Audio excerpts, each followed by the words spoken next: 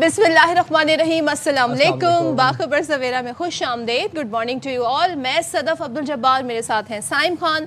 और जनाब, आपका हमारा साथ 9 बजे शुरू होता है और हमारी कोशिश ये होती है कि जो इस वक्त हाईलाइट स्टोरीज़ हैं, जो ऐसी स्टोरीज़ हैं जिससे सब डिस्कस कर रहे हैं, जिसके बारे में जानना चाहते हैं, उनका ज़रा हम कहते हैं ना बड़ा डीपली एनालिसिस करें। तो आपको हम ज़ाहिर प्रोग्राम के आगाज़ में बताते हैं कि एक इस सेंस में पॉजिटिव खबर कि ज़ाहिर अमन होगा तो फिर हालात भी बेहतर रहते हैं और इस्तेकाम भी रहते हैं। तो पाकिस्तान और अफगानिस्तान के दरमियान फौरी जंग बंदी पर इत्तेफाक हो गया है और ये कतर की मेज़बानी में और तुर्की की सालिसी में दोनों मुल्कों के दौरान दोहा में जी ये एक गुफ्तगू रही और ये गुफ्तगू कई घंटों पर मुहित रही।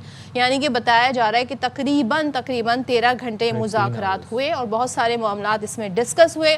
कतर की वज़ारत ख़ारजा ने फिर इस हवाले से एलामिया भी जारी किया और ये एलामिया हमें ये बताता है कि जो फ़रीक़ैन हैं यानी कि अफ़गानिस्तान और पाकिस्तान ने ना सिर्फ फौरी जंगबंदी पर रज़ामंदी ज़ाहिर की बल्कि दो तरफ़ा अमन व इस्तेहकाम के लिए मुस्तकिल क्या तरीक़ाकार होना चाहिए। यानी ऐसा ना हो कि जी कुछ दिन को जंगबंदी हो जाए उसके बाद मामला फिर वहीं से शुरू हो। तो तरीका वज़ेकार करना है कि भाई कि क्या होना चाहिए, मुस्तकिल जंगबंदी की तरफ कैसे जाया जा सकता है। अच्छा, ये बड़ा इंपॉर्टेंट है और ये अच्छी बात है कि इस पूरे मुज़ाकरात वाले अमल में ये चीज़ डिसाइड हो, क्योंकि अफगानिस्तान ने हमने देखा था कि पहले भी सीज़ फायर के दौरान दरअंदाजी की कोशिश की थी, खिलाफ वर्जी करने की भी कोशिश की थी। अच्छा, दोनों मुल्क आइंदा दिनों में फॉलो अप इजलास भी करेंगे ताकि जंग बंदी का नफाज और उसका पायदार तसलसल यकीनी बनाया जा सके। ये इक़दामात सलामती और इस्तेहकाम के फ़रोग़ में मददगार भी साबित होंगे। अब वज़ीर दिफ़ा ख्वाजा आसिफ ये कहते हैं कि पाकिस्तान और अफ़गानिस्तान के दरमियान सीज़ फायर हो गया। मुआहदे के बाद अफ़गानिस्तान से पाकिस्तान में दहशत गर्दी का सिलसिला फौरी बंद होगा। दोनों हमसाया मुल्क एक दूसरे की सरजमीन का मुकम्मल एहतराम करेंगे। 25 अक्टूबर को इस्तांबुल में दोबारा वफूद की मुलाकात होगी, फॉलो अप इजलास होगा। अब वज़ीर आला खैबर पख्तूनख्वा सुहेल अफरीदी ने एक बयान दिया और वो ये कहते हैं कि अफ़गानिस्तान समेत जो भी पाकिस्तान पर हमला करेगा उसको जवाब ज़रूर मिलेगा। सूबे में मौजूद अफ़गान मुहाजिरीन को बाइज़्ज़त तरीके से वापस भिजवाया जाएगा। अच्छा जी, ये तो बड़ी अहम डेवलपमेंट है और ये ज़ाहिर है इस वक्त ये मैसेज बड़ा इम्पॉर्टेंट है। तो दूसरी तरफ हम आपको ये बताएं कि ज़ाहिर है जो सारी सिनेरियो है और पाकिस्तान ने हमेशा सबूत के साथ बात की है कि किस तरीके से अफ़गानिस्तान की सरजमीन इस्तेमाल होती रही पाकिस्तान में दरअंदाजी और दहशतगर्दी के लिए। अब आपको बताएं कि जनूबी वज़ीरिस्तान से गिरफ्तार खुदकुश बमबार ने इंकशाफात किए हैं।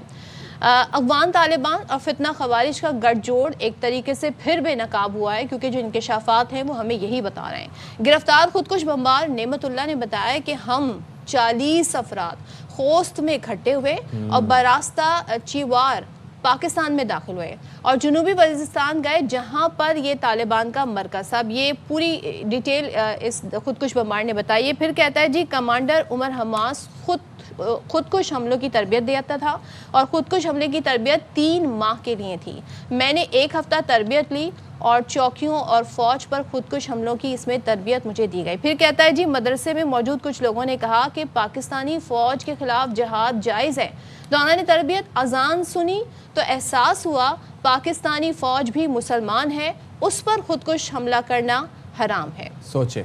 अच्छा, उसके बाद ये भी बताया कि जौहरिया मदरसे का तालिब इल्म था और किस तरीके से फिर वो सारा रूट बताया और कहाँ पर वो मरकज़ था जहाँ पर ट्रेनिंग दी जाती थी।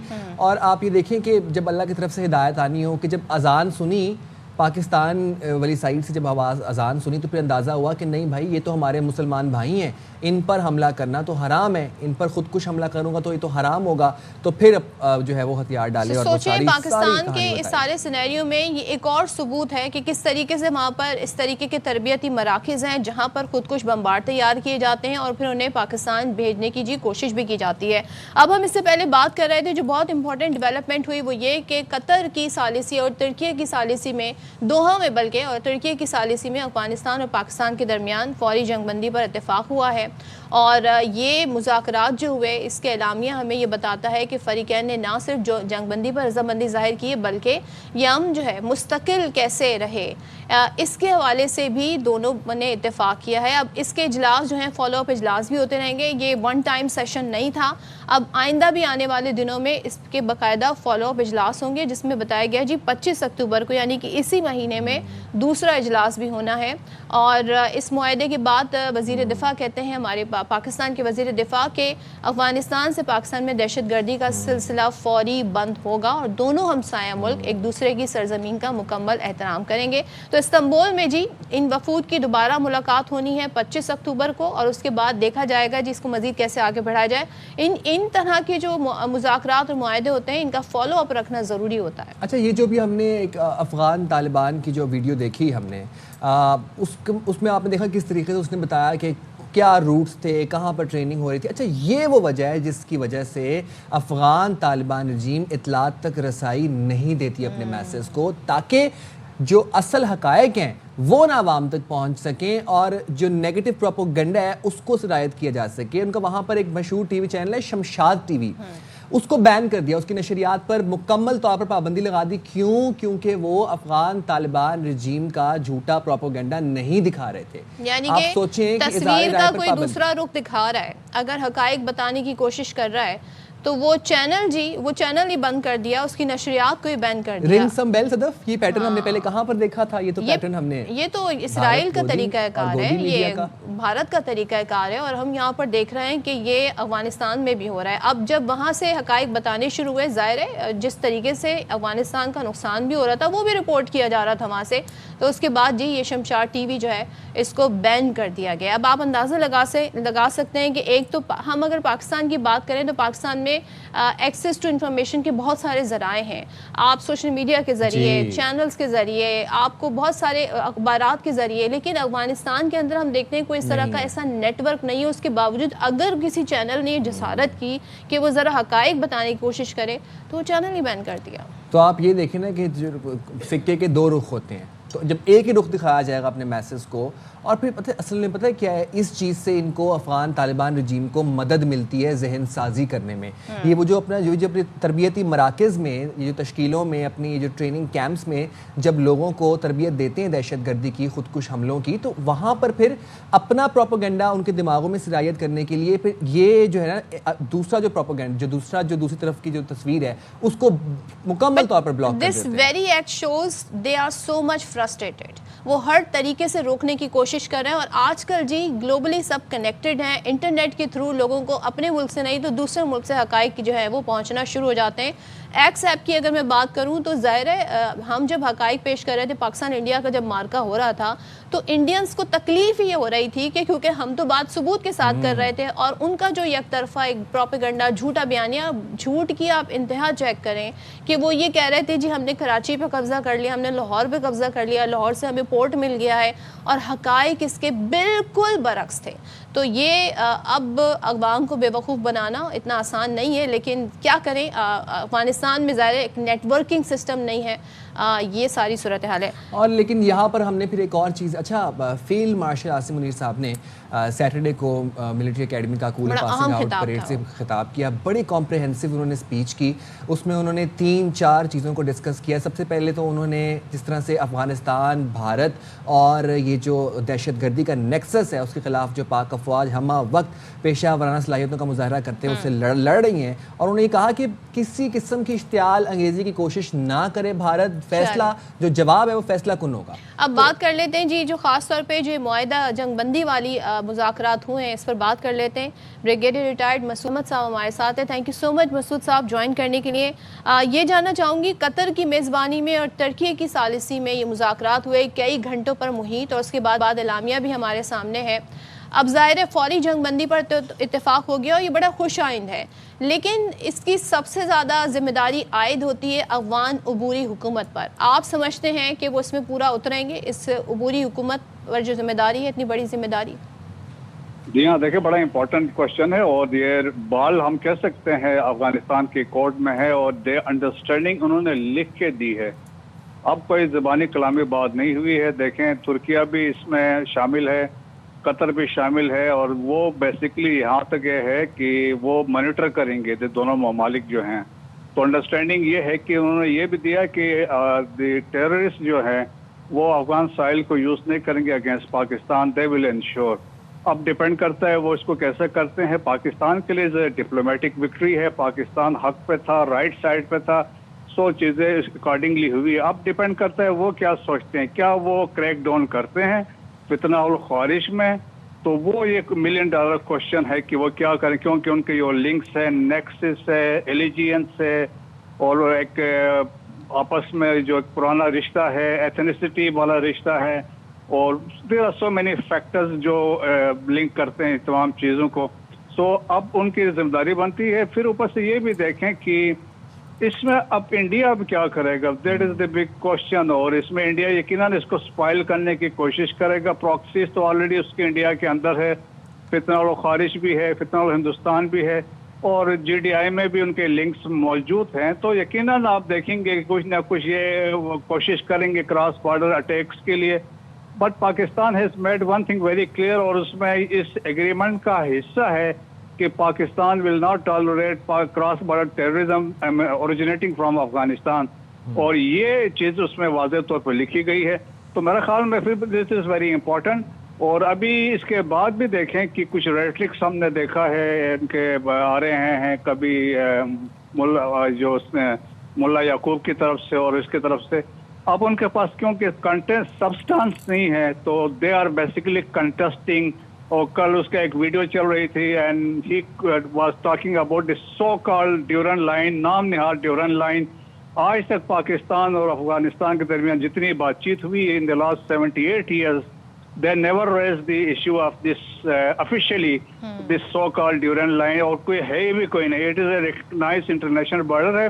तो अभी वैसे वो उस पर डिफेंसिव पे गए हुए हैं, लेकिन पाकिस्तान ने बड़ा वाजे किया है, we have establish a new normal, और जिसमें बड़े वाजे किया था, और उसके हमने मुजाहरा किया था, जिस अच्छी सीज फायर भी हो गया था। बट वी जब हम गए थे स्ट्राइक्स के लिए, और जिसमें गुल बहादुर के 100 के करीब दहशतगर्द मारे थे। So still we have that leverage हमारे पास है, but still we are hopeful कि ये पीस की तरफ एक स्टेप है, और 25 को फर्दर मॉडलिटीज इसकी डिस्कस होंगी।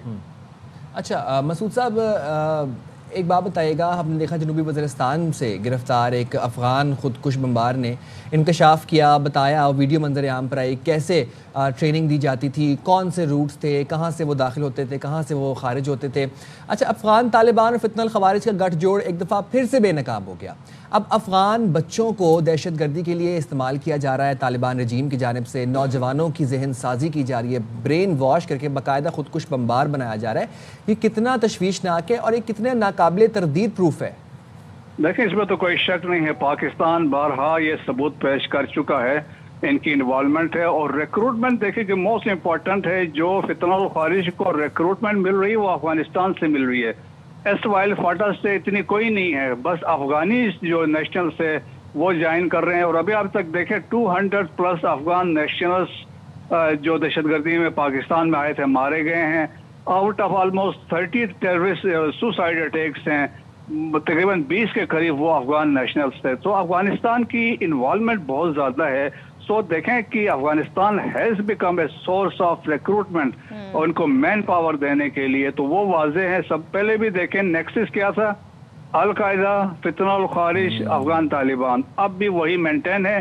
पहले भी अल-कायदा वाले जो थे इनको सुसाइड बम्बिंग की ट्रेनिंग कुनर में देते रहे हैं। उस वक्त एक अबू अखलास नामी नाम था, अभी भी उन्होंने एस्टेब्लिश किया कि वहाँ पे ट्रेनिंग दे रहे थे।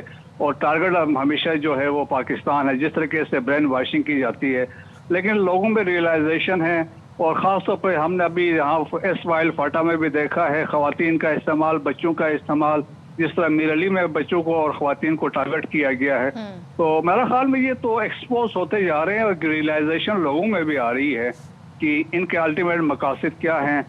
तो मेरे ख्याल में बहुत ज़्यादा इनको अभी नुकसान होगा, और डिपेंड्स ऑन अफगान्स जो अभी जो अंडरस्टैंडिंग उन्होंने दी है, वरना देखें नुकसान अफगानिस्तान का ही होगा। और मसूद साहब, एक चीज़ मैं जानना चाह रही हूँ, सारे हमारा ये पड़ोसी तो है ही, दूसरा एक पड़ोसी भारत भी है, जिसका गठजोड़ जो है वो किसी से ढका छुपा नहीं अफगानिस्तान के साथ क्या है। अब जब ये मुज़ाकरात हुए हैं, जंग बंदी पर इत्तेफाक हो गया है, अब फॉलो अप मुज़ाकरात भी होंगे जिसमें ये होगा तय होगा कि जी मुस्तकिल जंग बंदी की तरफ कैसे जाया जाए। ये कितना बड़ा सेटबैक है भारत के लिए? और दूसरा मैं ये जानना चाह रही हूँ कि इस सूरत हाल में ज़ाहिर है हम समझ रहे हैं कि अफगान तालिबान पर बड़ी एक जिम्मेदारी आयद होती है, تو کیا وہ ابھی بھی وہیں سے انسٹرکشن انہیں حاصل ہو رہی ہیں یا آپ سمجھتے ہیں کہ یہ سیریس نظر آتے ہیں کیونکہ ان کا نقصان بہت ہوا ہے دونوں طرف جو بارڈر پہ صورتحال ہو رہی افغانستان کا اتنا نقصان ہوا کہ الٹیمیٹلی انہیں ٹیبل پر آنا پڑا؟ بالکل ایسا ہی ہے. دیکھیں انڈیا کو تو ایک سیٹ بیک ہے. میں یہی کہتا ہوں کہ پاکستان کی وکٹری بھی ہوئی ہے اور انڈیا کی رسوائی ہوئی ہے اس معاہدے کے بعد. تو ان کی بڑی کوشش ہوگی اس کو ڈی ریل کرنے کے لیے اور اس کے لیے ایسے سچویشن کریٹ کریں کہ اس میں سے ٹرسٹ ڈیفیسٹ کو ایسے واقعات ہو جس کی وجہ سے یہ سیز فائر ختم ہو جائے. اور یقیناً وہ رابطے میں ہوں گے بہائنڈ دی سینس اور انسٹرکشن یقیناً وہ دے رہے ہوں گے, نہ صرف پراکسیز کو دے رہے ہوں گے بلکہ افغان جی ڈی آئی کے ساتھ بھی رابطے میں ہوں گے. Unfortunately this is the reality. اور ان کو بتا رہے ہوں کہ کیا کرنا ہے, کیا نیریٹیوز پش کرنی ہے اور سوشل میڈیا کا کیا استعمال کرنا ہے. اور جس طریقے سے ابھی بھی ہم نے دیکھا کہ انڈیا نے جس طریقے سے ان کو مدد کی سوشل میڈیا کو یوز کرنے میں اور اس نیریٹیوز کو فردر پش کرنے میں, تو میرے خیال میں انڈیا کے لیے بہت بڑا سیٹ بیک ہے. لیکن ہمیں اس چیز پہ نظر رکھنی ہوگی. انڈیا کی بڑی کوشش ہوگی, ایون جو ہارڈ لائنرز ہے ود ان افغان گورنمنٹ میں, اسپیشلی جو لوگ ہیں یہ ملا یعقوب جیسے لوگ ہیں اور بھی لوگ ہیں, تو وہ اس کو کچھ نہ کچھ ڈی ریل کر سکتے ہیں. جس طرح کہ ہم نے ریسنٹ اسٹیٹمنٹ دیا انہوں نے, سو وہ ایک انڈیکیشن بھی ہے. دل سے وہ کلیئر نہیں ہے, صاف نہیں ہے, لیکن ہم نے ایک سٹیپ لیا ہے. انٹرنیشنل کمیونٹی کو بتایا کہ ہم سینسیئر ہے اس پر بات چیت کرنے کی بات ہے, لیکن یہ ہے کہ اب ان پر ڈیپینڈ کرتا ہے کیا ہے. لیکن ایک چیز بڑی واضح اور کلیئر ہے, رولز آف انگیجمنٹ کلیئر ہے اور اس انڈرسٹینڈنگ میں یہ پوائنٹ ہے اگر وہاں سے کوئی اٹیک اوریجنیٹ ہوتا ہے پاکستان ول اسٹرائک. ٹھیک ہے, ٹھیک ہے, بہت شکریہ مسعود احمد صاحب, آپ نے باخبر سے میرے کے لیے وقت نکالا. بریگیڈیئر حارث نواز صاحب ہمارے ساتھ ان سے بات کر رہے تھے. تھینک یو سو مچ حارث صاحب جوائن کرنے کے لیے. یہ بتائیے گا جو جنوبی بلوچستان سے خودکش بمبار گرفتار ہوا ہے اور اس نے جو انکشافات کیے ہیں کہ کس طریقے سے انہیں تربیت دی جا رہی ہے, کس طریقے سے انہیں بتایا جاتا ہے جی پاکستان میں کہاں پر کیسے اٹیک کرنا ہے, اور پھر یہ کہتا ہے جب میں نے اذان سنی تو مجھے اس بات کا احساس ہوا کہ بھائی پاکستانی ہمارے مسلمان بھائی ہیں اور ان پر اٹیک کرنا جو ہے کسی بھی طریقے سے جہاد کے زمرے میں نہیں آتا ہے. تو آپ مجھے بتائیے گئے تربیتی کیمپس کا ہونا, یہ انکشافات ہونا, یقیناً پاکستان یہ کہتا ہے کتنا اسٹرانگ ہمارے پاس یہ ثبوت ہے اور کس طریقے سے یہ اپنے لوگوں کو گمراہ کر رہے ہیں.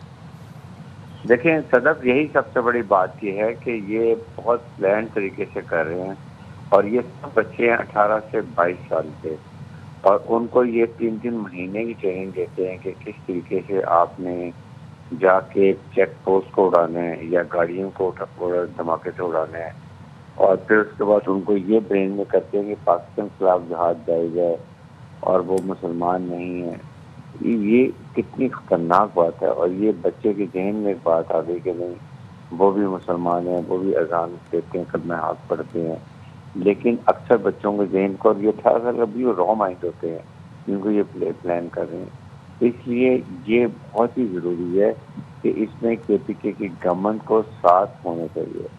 وہ اگر ساتھ ملے گی اور گورنمنٹ اور پروونشل گورنمنٹ خاص طور سے کے پی کے بلوچستان جہاں میں زیادہ یہ حالات ہو رہے ہیں تو پھر یہ مسائل کو حل ہوں گے. اگر آپ یہ سوچیں گے تو DGI نے ایک بات کی کہ اس میں خاص طور پہ انلیگل اسپیکٹرم جس میں سب سے زیادہ جو ہنڈی کا پیسہ, اسمگلنگ کا پیسہ, ناپروڈکٹ کا پیسہ, یہ جو ٹائروں کا گاڑیوں کی اسمگلنگ کا پیسہ جو جاتا ہے ان کے ساتھ یہ بند ہونا چاہیے, سہولت نہیں بند ہونی چاہیے.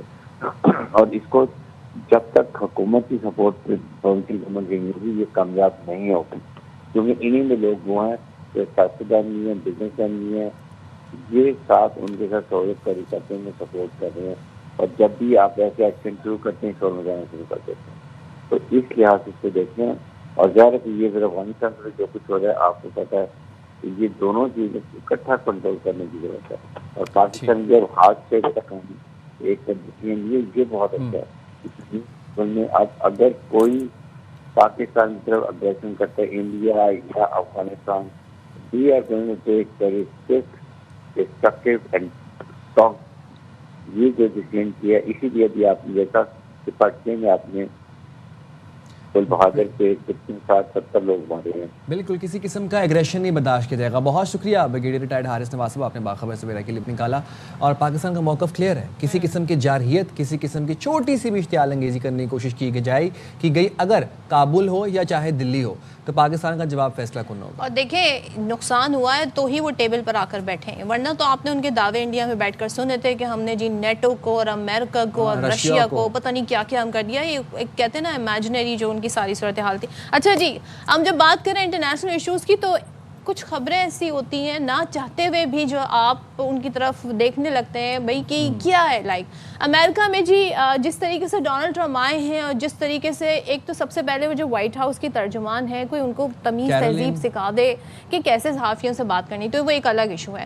لیکن امریکہ میں اس وقت ڈونلڈ ٹرمپ کی پالیسیز کو لے کے خود امریکنز, کوئی اور نہیں, خود امریکنز پروٹیسٹ کر رہے ہیں. اور پروٹیسٹ ہے جی نو کنگز, یعنی وہ کہہ رہے ہیں ہمارے یہاں جی ڈیموکریسی ہے, ہمارے یہاں کوئی بادشاہت تھوڑی ہے کہ بادشاہ کی طرح آپ جو دل میں آ رہا ہے فیصلہ کر رہے ہیں بغیر کسی سے پوچھے.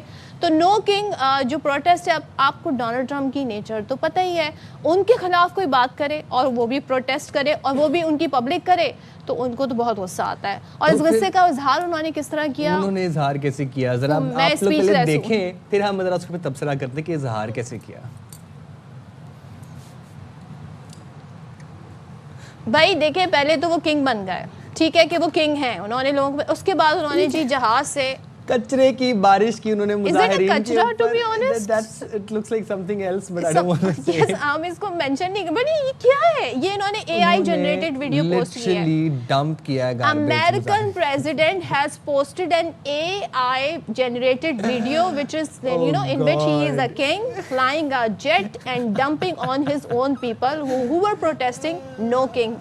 Only Donald Trump can do Only that. he can do that. Only he can do that. I swear یہ مجھے اس گولڈن تاج کی سمجھ نہیں آ رہی. کنگ ہے نا, کنگ نے تاج پہنا ہوا ہے اور کنگ جو ہے وہ فائٹر جیٹ اڑا رہا ہے اور اپنے ہی لوگوں پہ پروٹیسٹ کر رہے ہیں. Donald Trump's head, واہ شیمپی, امریکن سے بڑی ہمدردی ہے ٹو بی آنیسٹ, بیچارے پروٹیسٹ بھی کر رہے ہیں اور یہ سب بھی دیکھ رہے ہیں. جناب ہم جائیں گے چھوٹی سی بریک پہ, حاضر ہوں گے بریک کے بعد. سے رائے دیا بداس.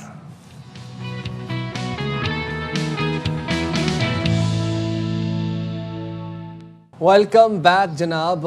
ذرا بات کر لیتے ہیں کچھ سبزیوں پھلوں کے حوالے سے بھی جن کی قیمتیں جو ہیں وہ بالکل آؤٹ آف کیا کہتے ہیں, آؤٹ آف ریچ, وہ پرچیزنگ پاور سے بھی باہر ہوتی جا رہی ہے, قوت خرید سے بہت باہر. ٹماٹر آپ کو پتہ ہے سالن کی جان ہوتا ہے اور آج کل ٹماٹروں نے ہماری جان نکالی ہوئی ہے, یہ کہنا غلط نہ ہوگا.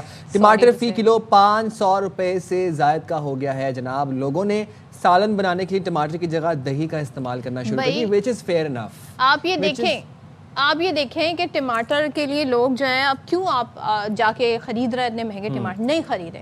آپ جب نہیں خریدیں گے الٹیمیٹلی اس کے دام جو ہے وہ نیچے آئیں گے. بہت سارے آلٹرنیٹ ہیں, بہت سارے آلٹرنیٹ ہیں. آپ دہی کا استعمال کر سکتے ہیں, آلو بخارے کا استعمال کر سکتے ہیں, املی کا استعمال کر سکتے ہیں, لیمو کا استعمال کر سکتے ہیں. آپ نے گریوی بنانی ہے, تھوڑی سی پیاز زیادہ ایڈ کر دیں, لہسن کو زیادہ ایڈ کر دیں, اس کے بعد آپ اگر تھوڑی سی کھٹاس ڈالنی ہے تو آپ ان چیزوں کا استعمال کر سکتے ہیں. لیکن کیوں آپ 500 روپے کے ٹماٹر خریدنے جا رہے ہیں, اور کیوں مطلب سوچیں 500 روپے کسی کی دہاڑی دن کی اتنی نہیں ہوتی جتنے کہ یہ ٹماٹر میں 500 میں تو پورا ایک وقت کا کھانا بن جائے گا آپ کا. چھوڑیں, آپ نے 500 کی ٹماٹر ضرور خریدنے, اتنے کچھ بھی آپ کو صدف نے بتا دیا ہے. آپ دہی استعمال کریں, آپ باقی چیزیں استعمال کریں, ٹماٹر پہ ڈیپینڈ نہ کریں. پھر آپ چھوڑیں. اگر اسی چیز کا فائدہ اٹھا رہے ہیں, یہ کہ ہماری کمزوری کا, ہماری مجبوری کا فائدہ اٹھا رہے ہیں, تو پھر آپ لوگ بھی چھوڑ دیں. آپ لوگ بھی بتائیں. چلیں جی, ہم ذرا مختلف شہروں کا رخ کرتے ہیں. ہمارے نمائندگان ہمارے ساتھ موجود ہیں. عشرت خان نے کراچی سے جوائن کیا تھی, اکرم کوئٹہ سے ہمارے ساتھ ہیں, الماس خان ہمارے ساتھ لاہور سے. سب سے پہلے جی رخ کریں گے شہر قائد کراچی کا, اور وہاں سے جی جاننا چاہیں گے کہ آخر یہاں پر ٹماٹر جو ہیں کیوں اتنے مہنگے ہیں. تو عشرت ذرا ہمیں بتائیے گا, ٹھیک ہے سبزیاں مہنگی ہیں, مختلف وجوہات ہوں گے, مگر 500 اور وہ بھی ٹماٹر جو کہ روزمرہ کے کھانوں میں استعمال ہوتا ہے, تو کیا وجوہات بتائی جا رہی ہیں اس کی؟ صدف, سب سے پہلے تو آپ کو خود ہی پتہ چل گیا ہے کہ اس چھوٹے سے ٹماٹر کی پرائس 500 روپے ہے. اس وقت جس مارکیٹ پہ میں موجود ہوں, یہ صدر کی شہاب الدین مارکیٹ ہے. یہ چھوٹا سا ہے, بلکہ چھوٹا نہیں بولوں گی, اسے میں چننا سا ٹماٹر بولوں گی. تو اس کی جو پرائس ہے اس وقت جو یہاں ہے وہ 480 روپے کلو سے 500 اور 550 اور کہیں کہیں 600 रुपए किलो भी दस्तयाब है। मुख्तलिफ इलाकों के हिसाब से यहाँ प्राइजेज़ हैं। दुकानदारों से पूछा तो उनका यही कहना है कि जी अगर मंडी से महंगा मिलेगा तो हम यहाँ महंगा बेचेंगे। कुछ लोगों से भी मेरी बात हुई है, उन्होंने भी यही कहा है। एक चीज़ और भी मैं आपको बता दूँ कि इस वक्त जो कराची की बाज़ारों में, कराची की मंडियों में टमाटर है वो देसी टमाटर यानी पाकिस्तानी टमाटर है, ईरानी टमाटर है। अफगानिस्तान से भी टमाटर आता था, लेकिन जो वॉर है उसकी वजह से टमाटर की जो सप्लाई है वो बिल्कुल ही बंद हो चुकी है। इस वक्त चूँकि ईरानी टमाटर आ रहा है, बहुत कम सप्लाई है और वो ज़्यादा पाकिस्तानी टमाटर की तरह मज़ेदार भी नहीं होता। ईरानी टमाटर की इस वक्त जो पाकिस्तानी बाज़ारों में या कराची के बाज़ारों में जो रेट चल रहा है वो 400 से 450 रुपये किलो दस्तयाब है। इसी तरह अगर देसी टमाटर यानी पाकिस्तानी टमाटर की बात की जाए तो उसका जो रेट चल रहा है वो मैं पहले भी आपको बता चुकी हूँ कि 480 रुपये से 600 रुपये किलो। इलाके के हिसाब से प्राइजेस डिवाइड हुई हैं, सबके अपने मनमाने रेट हैं, सब अपनी अपनी सुनाते हैं कि जी ऐसे नहीं ऐसे है। अच्छा, मंडी का रेट अगर आपको बताऊं, सबसे पहले मैं सरकारी रेट लिस्ट के हिसाब से आपको बता दूं, इधर मैं कहीं भी रेट लिस्ट नहीं देख रही। दर्जा अव्वल सरकारी रेट लिस्ट के हिसाब से जो है वो 368 रुपीज़ है। दर्जा अव्वल का बता रही हूँ जो सरकार ने रेट फिक्स किया है। इसी तरह दर्जा दोम के हवाले से अगर बताऊँ तो वो 311 रुपये पर केजी के हिसाब से दस्तयाब है, लेकिन उस हिसाब से बाज़ारों में दस्तयाब नहीं है। कोई चेक एंड बैलेंस नहीं है। लोगों का यही कहना है कि हम क्या खरीदें, क्या खाएं, क्या पकाएं। एक चीज़ और सदफ, आपने खुद कहा था कि ये जो टमाटर होता है ये हर सब्ज़ी में डलता है, गोश्त में डलता है, दाल में डलता है, उसका ऑल्टरनेट ज़रूर आलू बुखारा है, इमली है, दही है, लेकिन जो मज़ा इस टमाटर का है। अच्छा, एक चीज़ और भी है कि जो गरीब लोग हैं जो सालन नहीं बना सकते, वो इस एक छोटे से टमाटर की सिल के ऊपर रख कर चटनी बनाते हैं और उससे रोटी खा लेते हैं। अगर ये भी इतना महंगा होगा तो वो जो गरीब लोग चटनी बनाकर खाते हैं तो वो कैसे खाएंगे? अब तो इशरत बिल्कुल, अब तो वो जो गरीब लोगों की आप बात कर रही हैं जो कि टमाटर की चटनी बना के खाते थे, अब वो भी नहीं खा पाएंगे। तो 500 रुपये का टमाटर कौन खरीदेगा? आप ये बताएं इशरत, खरीदारों का रश देख रही हैं? कोई लोग आके खरीद भी रहे हैं टमाटर के नहीं खरीद रहे? साइम, इस वक्त चूँकि मैं सदर की मेन मार्केट में मौजूद हूँ, अगर इस वक्त की बात की जाए तो यहाँ बहुत ज़्यादा रश होता है, लेकिन आज यहाँ रश नहीं है। बहुत कम लोग हैं, 2-3 लोग ख़रीदने आए लेकिन प्राइस सुन के चले गए। उनसे मेरी बातचीत हुई है, उनका यही कहना है कि अगर 400, 480, 500 और 600 के करीब हम टमाटर लेंगे तो बाकी सब्ज़ी क्या लेंगे। उन्होंने साफ मना कर दिया है कि हम टमाटर अब सब्ज़ी में नहीं डालेंगे। 600-500 रुपये के सिर्फ टमाटर कैसे डाल सकते हैं, जबकि इनकम तो हमारी वही खड़ी है, लेकिन महंगाई जो बढ़ती चली जा रही है, किस तरह अफोर्ड करेंगे। यहाँ कोई रश नहीं है। टमाटर भी मखसूस शॉप्स पर थोड़े से हैं जो बहुत ज़्यादा आपको 5 किलो 10 किलो के करीब नज़र आएंगे।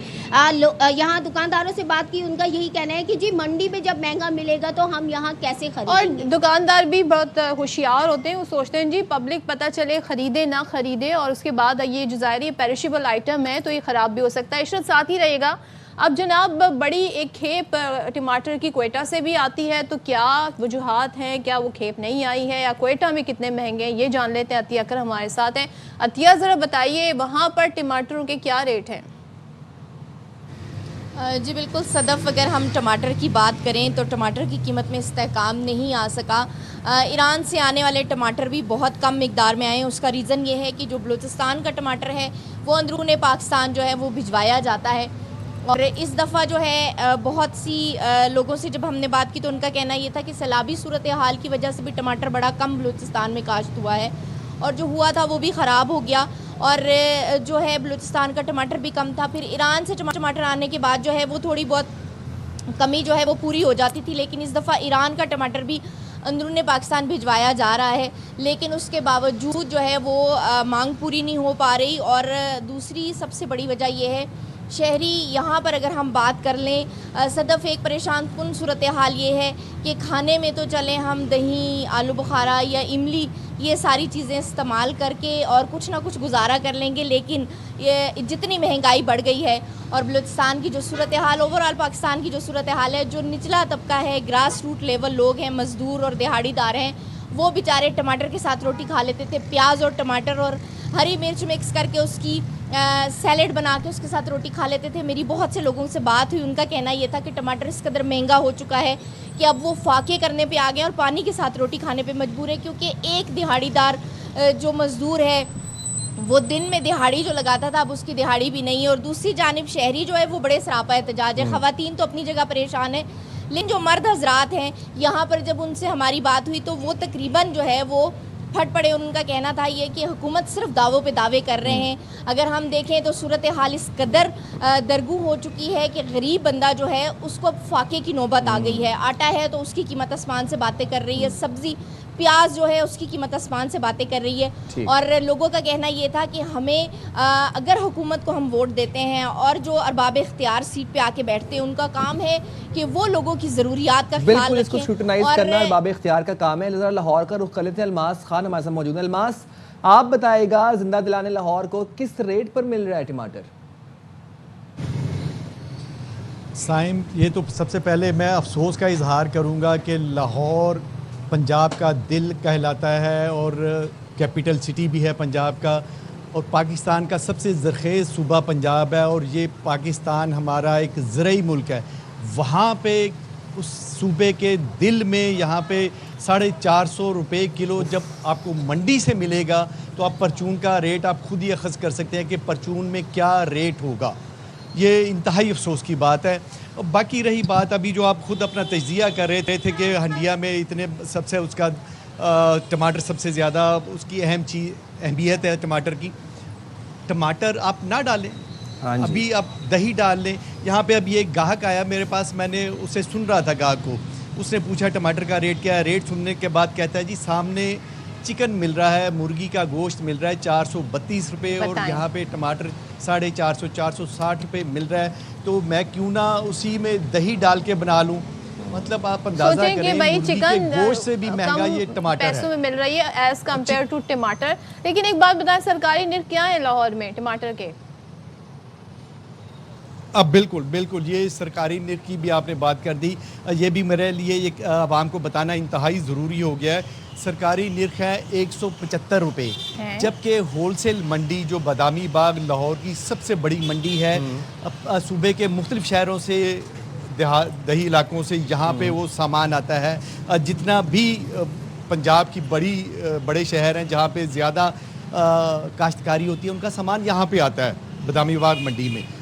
वहाँ पे 450 रुपये फ़ी किलो के हिसाब से टमाटर मिल रहा है। तो हुकूमत का जो सरकारी निर्खनामा है वहाँ पे 175 रुपये, ये कैसी अजीब और गरीब सी बात है। मेरी समझ से बाला तरह अगर आपको समझ आ रही हो। अलमास, इतना ज्यादा डिफरेंस 175 रुपये सरकारी निर्ख है। कराची में 367 था सरकारी, मेक सेंस कि 500 हो गया। लाहौर में इतना डिफरेंस बहुत ज्यादा साइम, ये इतना ज़्यादा डिफरेंस एक दुकानदार या वो किस तरह निकाल सकते हैं? दुकानदार को पूछने की बजाय वो क्यों नहीं वहाँ पे जाके बैठते, उनको क्यों नहीं कहते कि आप 175 रुपये बेचें, बल्कि 175 रुपये उन्होंने प्राइवेट यहाँ पे परचून फरोशों का रेट रखा हुआ है। वो अजीब सी बात है, उनको नहीं पकड़ते, यहाँ पे आके दुकानदारों को पकड़ते हैं और इन्हें मजबूर करते हैं कि वो 175 रुपये बेचें। लेकिन ऐसा वो किस तरह कर सकते हैं कि 450 रुपये ख़रीद कर 175 रुपये नहीं बेच सकते? ये एक इंतहाई अनफॉर्चुनेट बात है कि मुझे ये मेरी ये समझ से ये बिल्कुल बालातर है। ठीक है अलमास, बहुत शुक्रिया। अतिया आपका बहुत शुक्रिया। इशरत आप तीनों का बहुत शुक्रिया। लेकिन हम ये हैरान हैं साइम के, आप ये देखें कि कितना लाहौर में कितना जो सरकारी निर्ख है उसके मुताबिक और जिस दाम में बेचे जा रहे हैं, लोग कह रहे हैं इससे कम तो हमें चिकन पड़ रही है, तो चिकन में हम दही डाल के वो ना बना ले, बजाय हम इसके टमाटर इतने महंगे खरीदें। बड़े अफसोस से कहना पड़े, लेकिन गरीब तबाह दे। मतलब वो अतिया बता रही थी, आप इशरत बता रही थी कि वो लोग जो टमाटर और उस प्याज की चटनी में बना के खाते होते थे, अब वो भी कहाँ ही खाएंगे। लेकिन मैं आप लोगों को एक बात बताऊं, मतलब मैं ये कहना चाहता हूँ आप लोगों से कि छोड़ दें टमाटर इस्तेमाल करना। अगर इतने मतलब 500 550 किलो टमाटर मिल रहा है तो आप छोड़ दें टमाटर इस्तेमाल करना, ऑल्टरनेट से इस्तेमाल करें। साइम उसमें भी आप यू आर नॉट श्योर कि टमाटर अंदर से कोई ख़राब भी निकल आते हैं, तो ये भी बड़ा मसला होता है। दूसरे ये कि थोड़ा सा भाई सरकार भी सोचे, अपने अपने सूबों की सरकार सोचे कि आप मेक श्योर करें फिर सरकारी नर्ख आप लगाते क्यों हैं? अगर इस पे अमल दरामद नहीं करवाना होता तो फिर ये फॉर्मेलिटी करने की क्या ज़रूरत है? और हमें कमिश्नर कराची से तो हम राब्ता कर कर के थक गए, कभी तो वो हमें ये इज़्ज़त बख्श दें कि वो हमसे इन इशूज़ पर बात कर लें कि भाई क्यों इतना डिफरेंस होता है और क्यों भाई जो सरकारी नर्ख होते हैं उस पर अमल दरामद क्यों नहीं करवाया जाता। अच्छा जी, अब ज़ाहिर है पिछले मैच की ज़रा सी बात कर लेते हैं। तो पाकिस्तान दूसरे टेस्ट के लिए तैयार है, एक मैच हम जीत चुके हैं और नौमान ने जिस तरीके से उसमें बॉलिंग की थी वो सबके लिए बड़ी यादगार है। तो पाकिस्तान को 1-0 की बढ़तरी हासिल है, अब ये फैसला हुआ है। तो ज़रा इस सारी सूरत हाल पर बात कर लेते हैं। हमारे साथ मौजूद है पाकिस्तान के मायना साबिक टेस्ट क्रिकेटर तौसीफ अहमद साहब। तौसीफ साहब, thank you so much join करने के लिए। अब जो तब्दीली आई है, एक चेंजेस जो की है, चेंजेस जनाब ये हैं कि एक तो हसन अली की जगह आसिफ अफरीदी खेलेंगे, दूसरा शान मसूद अब वो डेब्यू करेंगे आसिफ अली के साथ। चलें जी, तो ये आपको चेंजेस लग रहा है नागुज़ीर थी और इस पे आपका क्या तबसरा है? इसी से आगाज़ करते हैं। अच्छा, जो जैसा ट्रैक बनाया है शायद उस हिसाब को देखते हुए आई थिंकिंग मेरा ख्याल है कि एक और स्पिनर इन्होंने डाला है और फिर तो इससे आप अंदाज़ा लगा लें कि अगर 3.5 दिन में मैच ख़त्म होना है तो शायद 3 दिन में ख़त्म हो जाए। इस तरह की कुछ प्लानिंग हो रही है। अब बहरहाल देखना पड़ेगा कि क्या सिचुएशन है। टॉस अच्छा जीते हैं, 4th इनिंग बड़ी मुश्किल होती है ऐसी जगहों पे, लेकिन हमारी बैटिंग लाइन पे अभी भी क्वेश्चन मार्क हैं और अगर आपने कहीं फिर ढीला छोड़ा उन्हें तो कहीं आपके लिए मुसीबत ना हो जाए। तो आई थिंक मेरा ख्याल एक स्कोर ऐसा करें जो कि एक ही इनिंग खेली जा सके। और एक इनिंग जब आप खेलेंगे इस पिच पे अगर आप देखते हैं 300 से 350 अगर आप बनाते हैं तो दूसरी टीम के लिए बाद में मुश्किल हो जाती है। और 3 स्पिनर डालने का मकसद है, ये उससे भी ज़्यादा ख़राब मुझे लग रहा है कि खेलेगी जो हमने लाहौर में पिच को देखा है। डेब्यू करा दिया और फिर इसमें दूसरी ये चीज़ भी बावर कराई है हमने दुनिया को कि हमारे एज का कोई वो नहीं है, बल्कि अगर अच्छा प्लेयर है तो उसको खेलना चाहिए। वैसे अबरार आपके पास मौजूद हैं, ठीक है, 2 लेफ्ट आर्म स्पिनर आपने डालें, कोई स्ट्रेटजी बनाइए, देखते हैं आगे क्या होता है। तौसीफ भाई, हमने देखा कि पहले मैच की दोनों इनिंग्स में पाकिस्तान का मिडिल ऑर्डर बुरी तरह नाकाम रहा। अच्छा, अब क्या दूसरे टेस्ट में जनूबी अफ्रीका के स्पिनर महाराज आपको लगता है कि हमारे बैटर्स के लिए ख़तरा बन सकते हैं? देखिए, महाराज एक एक्सपीरियंस बॉलर हैं, मगर बात वही है कि आप कितना हम अच्छा खेल सकते हैं स्पिनर के जो कि अब तक हम नहीं खेल पा रहे। तो अच्छा खेलेंगे तो कुछ होगा, अगर अच्छा नहीं खेलेंगे तो नतीजा वही है। इसलिए कि आपकी एक पार्टनरशिप अच्छी लग जाती है ऊपर से और उसके बाद जो है वो आप नीचे जाके जो है एकदम 15-20 रन पे 4-5 आपके आउट हो जाते हैं। ये कई बार हो चुका है। तो महाराज एक एक्सपीरियंस बॉलर है, थोड़ा सा देखना पड़ेगा उसके लिए। और मुझे भी ये फील हो रहा है कि शायद उनका मुझे अंदाजा नहीं है कि उन्होंने भाई इनके साथ तो आप सामने भी होंगे ना, तो ये पूरा एक कॉम्बिनेशन बनेगा, ये बड़ा खतरनाक हो सकता है। जी हाँ, बिल्कुल हो सकता है। क्यों पिछले मैच में उन्होंने आउट किए हैं, लेकिन वही मैं कह रहा हूँ ना कि आप जब इस तरह का ट्रैक बनाते हैं तो ये भी सोचें कि आपको भी उस पर खेलना है। तो ये एक आपके लिए बड़े बैट्समैनों के लिए है कि आप इस पिच पे कम से कम 350 रन बनाएंगे तो बात बनेगी। सारी चीज़ें आपके फेवर में जा रही हैं, टॉस भी आप जीत गए और आपने टीम में जो इंक्लूड किया है फास्ट बॉलर कम करके एक फास्ट बॉलर से आप खेल रहे हैं, तो वो तो साफ नज़र आ रहा है कि आपने स्पिन ट्रैक किया है। मगर उसके लिए फिर आपको रन्स भी बनाने पड़ेंगे ना, और रन्स बनाएंगे आप तो कुछ होगा। ऐसा ना हो कि आप ही उसमें फंस जाएं। तो ये बैट्समैनों पे बड़ी जिम्मेदारी आती है। बॉलर ने तो आपका पिछले मैच में भी काम किया। तौसीफ साहब, अगर आप इसका तज्जिया करें क्यों हमारा मिडिल ऑर्डर, ज़ाहिर फॉर्मेट तो अलग होता है, T20 में चलें एक अलग किस्म का प्रेशर होता है, वनडे की हम बात करें तो वो एक अलग नौयत का फॉर्मेट होता है, लेकिन टेस्ट में मिडिल ऑर्डर क्यों नहीं ज़रा तहम्मुल के साथ, क्यों ऐसे हम एक के बाद एक आउट होना शुरू हो जाते हैं, प्रेशर हैंडल क्यों नहीं कर पाते हैं? इसकी क्या स्ट्रेटजी होनी चाहिए इसकी? देखिए, एक तो ओवर कॉन्फिडेंस है सारे। मुझे जो अंदाज़ा हो रहा है कि उनको पीछे कोई नज़र नहीं आ रहा। पहले भी ये बात कर चुका हूँ, लेकिन कब तक ये सिलसिला चलेगा मुझे नहीं समझ आती। आपके कोच भी बता रहे होंगे, आपको भी मालूम है कि आपको रन्स बनाने हैं, आप रन्स बनाओगे तो टीम में आपकी जगह पक्की होगी। تو میرا خیال ہے کہ ان کو خود عقل استعمال کرنی پڑے گی کہ بھائی ہمیں کس طرح کی کرکٹ کھیلنی چاہیے. اور اب کوئی پہلا دوسرا ٹیسٹ تو نہیں ہے ہمارے بیٹسمینوں کے, تو کافی ٹیسٹ میچ کھیل چکے ہیں, تو اس کو اپلائی کرنا پڑے گا. اس لیے کہ اور یہ سوچنے کی بات ہے, پھر وہی ہے کہ میں تو ایک ہی بات کہوں گا کہ ان کو نظر آ رہا ہے کہ ہمیں کوئی ہلا تو سکتا نہیں ہے, تو جیسا کریں, سفید کریں, کالا کریں, لیکن ہم لوگ تو تجزیہ کرتے ہیں, ہمیں پتہ ہے کہ کس طرح کس ٹائم پہ ہمیں بیٹنگ کرنی چاہیے اور کیسے بیٹنگ کرنی چاہیے. توصیف صاحب ایک چیز اور ہے, یہ جو ریکارڈز آتے ہیں نا اور جو رینکنگ آتی ہے یہ بڑی مس لیڈنگ ہے.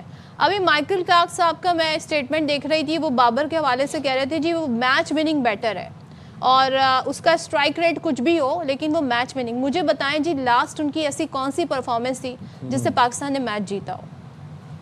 نہیں یہ تو ہے, سب کے سامنے ہے. باہر والے جو بات کرتے ہیں وہ تھوڑا سا اوور کانفیڈنس کرنے کی کوشش بھی کرتے ہیں پلیئروں کو, اور یہ ایک ٹیکٹس ہے بہت لوگوں کی کہ بھئی اگر وہ ہمارے سامنے آتے ہیں تو اس کو ہم, یا پھر آپ کی پی آر اتنی تگڑی ہے کہ آپ لوگوں سے کہلوا کے اس طرح کی باتیں کرواتے ہو, آپ اس کا فائدہ نہیں ہے. آپ کا اسٹیٹس بولے گا, اور اسٹیٹس آپ کا ابھی اس وقت کا بولے گا. پچھلے 4 سال پہلے آپ نے کیا کیا کیا نہیں کیا اس کو ہم نہیں جان سکتے, کیونکہ ہمارے ہاں تو عجیب ہی عجیب ہے. ہمارا کوچ آتا ہے, وہ کل میں آپ کے ٹی وی پہ بھی دیکھ رہا تھا, اس کے توجہ سے بعد وہ کہتا ہے جی میں نے تو کبھی کہا ہی نہیں کہ اسپنر ہمارے پاس نہیں ہے. کیا بات کر رہے ہو یار, اگر کرنا ہے تو میرے سے بیٹھ کے بات کر لو کسی ٹائم میں تو سلیکٹر تھا نا. مجھے پتا ہے آپ نے کب نہیں کہا. آپ نے بنگلہ دیش کے خلاف سیمنگ پچ بنا دی تو اس وقت آپ نے کیوں نہیں کیا, اور ہار گئے آپ. یہ تو عاقب نے آن کے آپ کو یہ والا جو ہے وہ دیا کہ بھائی اسپن ٹریک بناؤ, اور وہ آپ نے بنایا. تو یہ بیٹھ کے کوچ صاحب اس طرح کی بات کرتے ہیں تو میرا خیال زیادتی ہے. آپ کیا مطلب, حیرت ہے مجھے کہ آپ ساری باتیں کر کے اس سے آپ کر سکتے ہیں, پبلک کو آپ کہہ سکتے ہیں, لیکن آپ کے ہم سے تو نہیں آپ وہ کر سکتے. تو سچ بات کریں تو وہ اچھا لگتا ہے. آپ اسٹریٹجی بنا رہے ہیں, یہ آپ کی اسٹریٹجی نہیں تھی, یہ عاقب جاوید کی اسٹریٹجی تھی. آج سے 20 سال پہلے 30 سال پہلے بھی ہم یہی اسٹریٹجی استعمال کرتے تھے باہر والی ٹیموں کے لیے. تو آپ کو یہ چیزیں سوچنا پڑیں گی. آپ فائدہ نہیں, آپ اپنا ٹائم کریں گے پورا, چلے جائیں گے. اب آپ اور اسٹریٹجی سوچنی پڑے گی. ٹھیک ہے, بالکل, بہت شکریہ توصیف بھائی. اور بھائی آپ کو اچھا اسکور کرنا پڑے گا اگر آپ چاہتے ہیں جی کہ اگر آپ یہ چاہتے ہیں کہ جی میچ جو ہے وہ جیتا جائے, اور ظاہر ہے اس پہ اپنی گرپ جو ہے وہ مضبوط رکھی جائے.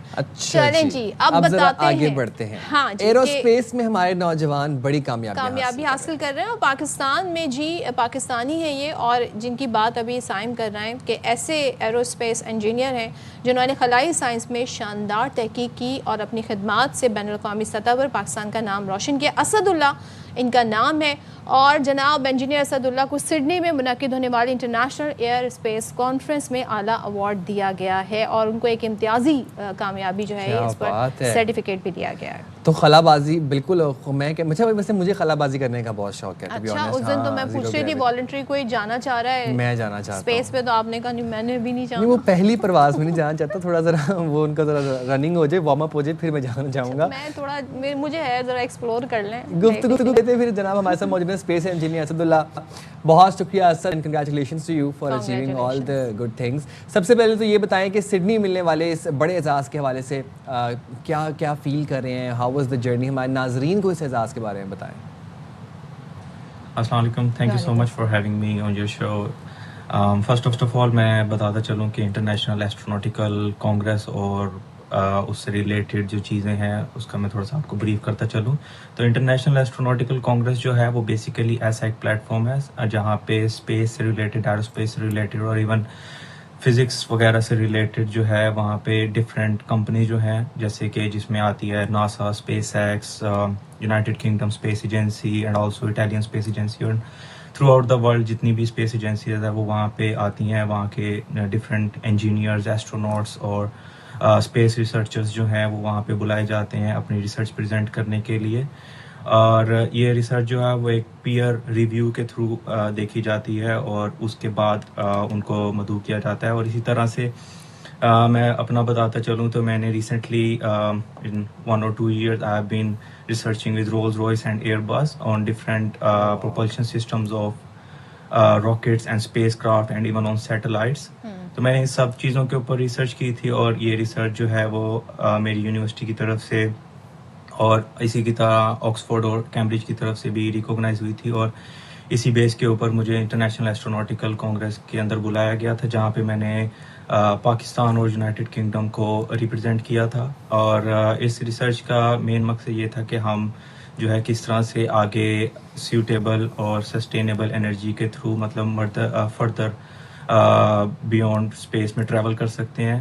اسی طرح ایسٹروناٹیکل کانگریس جو ہے یہ دنیا کی سب سے بڑی اسپیس سیکٹر کی کانگریس ہے جو کہ انٹرنیشنل ایسٹروناٹیکل فیڈریشن کے اندر آتی ہے اور مجھے اس چیز کی خوشی ہے کہ میں نے پاکستان کو اس چیز میں ریپرزینٹ کیا. تو اسد ایک چیز جاننا چاہیں گے, ابھی ظاہر ہے آپ کی جو تحقیق ہے اس میں نہ صرف آپ کو ایک امتیازی سرٹیفکیٹ آپ کو ایوارڈ ملا ہے, ایک بڑی کامیابی, ساتھ ہی آپ کی جو تحقیق ہے اسے آکسفورڈ اور کیمبرج میں بھی شامل کیا گیا, اس کے کورس میں بھی شامل کیا گیا ہے. تو یہ بتائیے گا ہمارے ناظرین کو کہ وہ ایسا کون سا پہلو ہے جس کی وجہ سے اس کو نصاب کا حصہ بنایا گیا؟ It's actually a great honour for me کہ میری ریسرچ کو آکسفورڈ یونیورسٹی, کیمبرج یونیورسٹی اور کرینفیلڈ یونیورسٹی کے سلیبس کے اندر ایڈ کیا گیا ہے. اور اس کے ساتھ ساتھ اگر میں بتاتا چلوں تو جتنے بھی اسپیس سائنس سے ریلیٹڈ یا ایرو اسپیس سے ریلیٹڈ جو اسٹوڈنٹس ہیں جو ریسرچ کریں گے ری فیکٹری ہائی انٹروپی سپر الوائز کے اوپر, تو ان کے لیے میری ریسرچ جو ہے وہ بیس لائن اور ریفرنس ہوگی. اور اس کے ساتھ ساتھ اگر میں بتاتا چلوں تو مجھے اوکیجنلی مجھے ایز اے گیسٹ لیکچرر کے لیے بھی بلایا جاتا ہے جہاں پہ میں ڈفرینٹ ڈپارٹمنٹ جو ہیں جہاں پہ میٹیریل ہے, اسپیس سائنس ہے, ایرو اسپیس ہے اور ایسٹروناٹکس ہے, وہاں پہ لیکچر بھی دینے جاتا ہوں اپنی اس ریسرچ سے ریلیٹڈ. اور اس کو میں ابھی کنٹینیو کر رہا ہوں آگے تاکہ ہم اس میں مزید جو ہے اس کو مور ریزیلینٹ بنائیں تاکہ یہ اور زیادہ اسپیس کے اندر ٹریول کر سکے. اور مطلب کیونکہ آپ کو پتہ ہے کہ اسپیس سائنس جو ہے وہ بہت واسٹ فیلڈ ہے اور اس میں ڈیلی بیسس پہ کچھ نہ کچھ نیو انوویشن ہوتی رہتی ہے. تو میرا مقصد بھی یہی ہے کہ ہم ایز اے پاکستانی جو ہیں اس کے اندر سپورٹر نہ ہوں, ایکچولی میں کنٹریبیوٹر ہوں باقی کنٹریز کی طرح, تاکہ ہم بھی اس کے ساتھ ہی باقی جو ڈیولپ کنٹریز ہیں ان کے ساتھ مل کے ایز اے کنٹریبیوٹر جو ہے اسپیس سائنس اور اسپیس ایکسپلوریشن کے اندر پورا اپنا حصہ ڈالیں. تو آگے بھی میری یہی کوشش رہے گی کہ میں اپنی ریسرچ کو مزید جو ہے وہ ڈفرینٹ سیکٹرز کے اوپر امپلیمنٹ کروں, جیسے کہ سیٹلائٹس اور راکٹس کے اندر میں نے کیا اور اس کے اندر مور ایڈوانسمنٹ. اچھا اصل پاکستان سے نوجوان طلبہ اے آئی یا آئی ٹی کے مختلف شعبات میں بیرون ملک جا کر پڑھنا چاہتے ہیں, ان کے لیے کیا پیغام دینا چاہیں گے؟ میرا سمپلی میسج یہی ہے کہ نیور سیٹل فور لیس, کیونکہ فیلئر جو ہیں وہ ہر چیز کا حصہ ہوتے ہیں. I've been failed so many times. I just want you کہ آپ جتنا ہو سکیں اپنے آپ کو پازیٹیو رکھیں, اپنی سوچ کو پازیٹیو رکھیں, ہمیشہ یہ سوچ رکھیں کہ آپ کیسے کنٹریبیوٹ کر سکتے ہیں, کیونکہ میرا بھی مقصد یہی ہے کہ میں کس طرح سے کنٹریبیوٹ کر سکتا ہوں پاکستان کا نام دنیا کے اندر گلوبلی.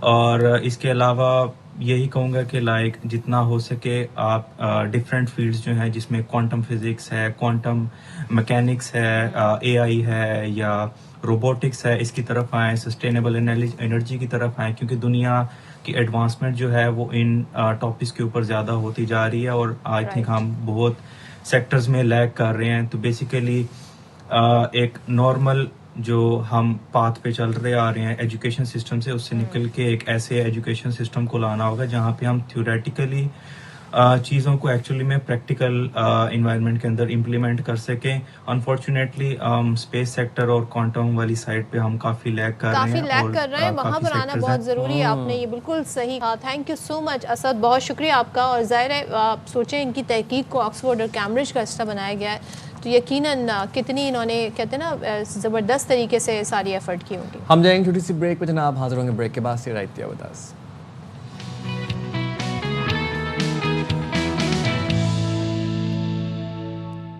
السلام علیکم, باخبر سمیرہ میں ایک دفعہ پھر سے آپ کو کہتے ہیں خوش آمدید. سائم خان اور صدف عبدالجبار ایک دفعہ پھر سے آپ کی خدمت میں حاضر ہیں. جناب موسم کی بڑے دنوں سے ہم نے بات نہیں کی, موسم کیا چل رہا ہے, کوئی پلیز مجھے بتانا پسند کرے گا؟ پلیز अच्छा, कराची में क्या एक्सपीरियंस कर रहे हैं आप? देखिए, मैं ये एक्सपीरियंस कर रहा हूँ कि जब मैं सोता हूँ उस टाइम पर गर्मी लग रही होती है, ठीक है, रात गए मिडनाइट ठंड लगती है, ठीक है, चादर लेनी पड़ती है, सुबह उठते तो बेड़ा ही गरक हुआ होता है, मतलब सुबह उठ के तो क्या बात है भाई, कितने अच्छे से इन्होंने समराइज कर दिया है। थ्रोट खुश्क हुई होती है, समझ से बाहर है। लेकिन मुझे एक बात बताएं, कुछ लोग कह रहे हैं जिन्होंने कंबल निकाल लिए, कौन है, मतलब कहाँ रहते भाई? आपको पहाड़ी इलाकों में रह रहे हैं, नॉर्दर्न एरियाज में रह रहे हैं, कराची में रह रहे हैं आप, और आप कंबल निकाल रहे हैं, मुझे समझ नहीं आ रही। खुले इलाके हैं ना कराची के, कुछ इलाके वो जो दूर आउटस्कर्ट्स में स्पेशल हवाएं चलती हैं, जहाँ पर सिर्फ ग्रीनरी है, वहाँ पर हो जाती है ठंड।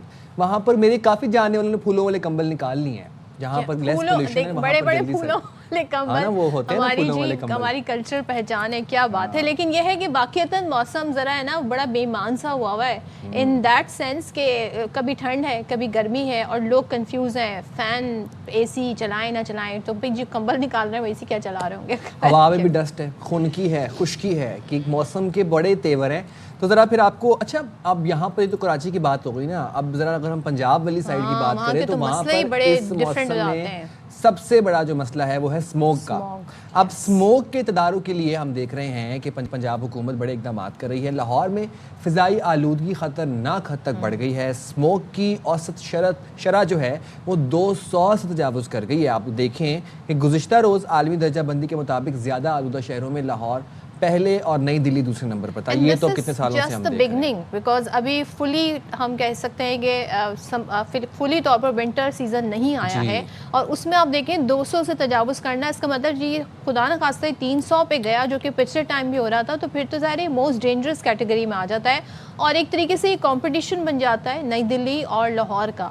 अच्छा, स्मोक मॉनिटरिंग सेंटर जो है उसके मुताबिक लाहौर मशरिक से आने वाली हवाओं की जद में है, और स्मोक के बायस लाहौर में शहरियों को गैर ज़रूरी तौर पर घरों से ना जाने की हिदायत की गई। हमें याद है लास्ट ईयर जी स्मार्ट लॉकडाउन लगाया गया था, और बड़े बड़े ऐसे स्टेप्स लिए गए थे जिससे मेक श्योर किया गया था जी के स्मोक से एक तो बचा भी जा सके, और उसके फैलाव में किसी हद तक भी अगर थोड़ा सा भी कंट्रीब्यूशन हो सकता है तो वो किया जाए। तो शहरियों से कहा गया है जी वो खुली फ़ज़ा में वर्जिश करने से गुरेज करें, जबकि जी आपने सुना होगा कि अक्सर कहा जाता है जी आप एक नेचर में जाके खुली फ़ज़ा में जाके आप वर्जिश करें, लेकिन स्मोक की वजह से आप ऐसा ना करें, एयर प्योरीफायर इस्तेमाल करें। अच्छा, मैंने सुना है एयर प्योरीफायर अगर आप नहीं इस्तेमाल कर सकते तो एटलीस्ट आप ये कर सकते हैं जी कि घरों को साफ़ सुथरा रखें, और वो एक पानी का बोल भर के रख लें घर में, पानी रखें। अच्छा, वो तो मॉइस्चर के लिए होता है, ह्यूमिडिटी कि वो ह्यूमिडिटी अगर आपको चाहिए और बहुत खुश्क वेदर है तो फिर आप एक सोते वक्त जी कमरे में पानी रख लें एक बाउल में, और उससे क्या होगा जी जो हवा है वो एटलीस्ट उसमें थोड़ी सी मॉइस्चर हो जाएगा। मास्क पहने, खिड़कियां बंद रखें, कोशिश करें कि आप दिन में एक दफ़ा स्टीम ज़रूर ले लें। स्मोक से खांसी, सांस लेने में दुश्वारी, आंखों में जलन, जल्द के अमराज, इन्फेक्शन जैसी बीमारियां फैलने का खदशा होता है, और ये तो हम हर साल लाहौर में देखते आए हैं। गुज़िश्ता साल लाहौर में फ़िज़ाई मयार 394 तक पहुँच गया था। ये सूरत हाल ज़्यादातर फसलों की बाक़ियात जलाने और सनती अखराजात के बायस होती है। चलें तो इस सारे इशू पर बात कर लेते हैं, क्योंकि हमने देखा है कि इस दफ़ा ही पंजाब हुकूमत ने बड़े बड़े इक़दाम उठाए हैं, और उसके हम मनाज़िर अक्सर सोशल मीडिया पर देख भी रहे होते हैं। हमारे साथ मौजूद हैं सेक्रेटरी माहौलियात पंजाब सिलवत सईद साहब। थैंक यू सो मच हमें ज्वाइन करने के लिए सिलवत साहब, बहुत शुक्रिया। ये बताइएगा इससे निपटने के लिए हुकूमत ने बहुत डिफरेंट किस्म की अप्रोच इस वक्त अपनाई है, तो वो क्या इक़दाम हैं और इससे कितनी बेहतरी आ सकती है? Thank you very much. मैं बहुत ज़्यादा शुक्रगुजार हूँ एयर वाई चैनल की कि आपने हमें इनवाइट किया। मैं माहौल के हवाले से आपको बताना चाहूँगी कि एयर क्वालिटी जो है ये एक हमारा बहुत बड़ा कंसर्न बन चुका है, ना सिर्फ लाहौर बल्कि पूरे पंजाब में। बल्कि लास्ट ईयर तो आपने देखा होगा स्मॉग के दिनों में तकरीबन पूरे पाकिस्तान को इसने अपनी लपेट में ले लिया था। लेकिन हुकूमत पंजाब की जो स्ट्रैटेजी है इस हवाले से वो बहुत डिफरेंट है इस दफ़ा, और पहले से ये बहुत ज़्यादा तैयारी हमारी पहले से बेहतर है। हमारे यहाँ इस वक्त जो है लेवल ऑफ प्रिपेयर्डनेस वो सिर्फ किसी एक महकमे का नहीं बल्कि एक मल्टी सेक्टोरल अप्रोच के तहत जो है वो इस मसले को जो है वो देखा जा रहा है। सबसे पहले तो ये कि पिछले साल तक हमारे पास एयर क्वालिटी को मॉनिटर करने का आपको याद होगा कि कोई ऐसा ख़ास इंतज़ाम नहीं था, और हम सिर्फ डिपेंडेंट रहे। ये जो हमारे पास एक दो सोर्सेज थे ऑनलाइन, हम उन्हीं सोर्सेज से अपनी एयर क्वालिटी को जज कर पा रहे थे। लेकिन इस दफ़ा हुकूमत पंजाब ने इसमें इतनी इन्वेस्टमेंट की है कि हमारे पास रेफरेंस ग्रेड के एयर क्वालिटी मॉनिटर्स जो हैं वो इस वक्त पूरे पंजाब में लगे हुए हैं और इस वक्त उनका नंबर 41 है और ये सिर्फ 41 तक नहीं रुकने वाला। इंशाल्लाह ये नंबर जो है हम ये 30 जून 2026 तक इसको इंशाल्लाह 100 तक लेकर जाएंगे। और फिर ये reference grade air quality monitors जो थे ये हमें जो है ये एयर की प्रॉपर एक इंसाइट देते हैं कि इस वक्त एयर क्वालिटी में जो पोल्यूटेंट्स हैं जो उसको ख़राब कर रहे हैं वो कौन कौन से हैं, उसका क्या, उसकी तादाद क्या है, ताकि आप जो है वो उसके हवाले से बिल्कुल अपनी एक लोकलाइज्ड एक स्पेसिफिक स्ट्रेटजी अडॉप्ट कर सके। अभी जो हमें लाहौर के हवाले से मैं इस वक्त बात करूंगी, जो हमें एयर क्वालिटी के हवाले से इश्यूज नज़र आ रहे हैं उसमें PM10 और PM2.5 ये दो बड़े पोल्यूटेंट्स नज़र आते हैं।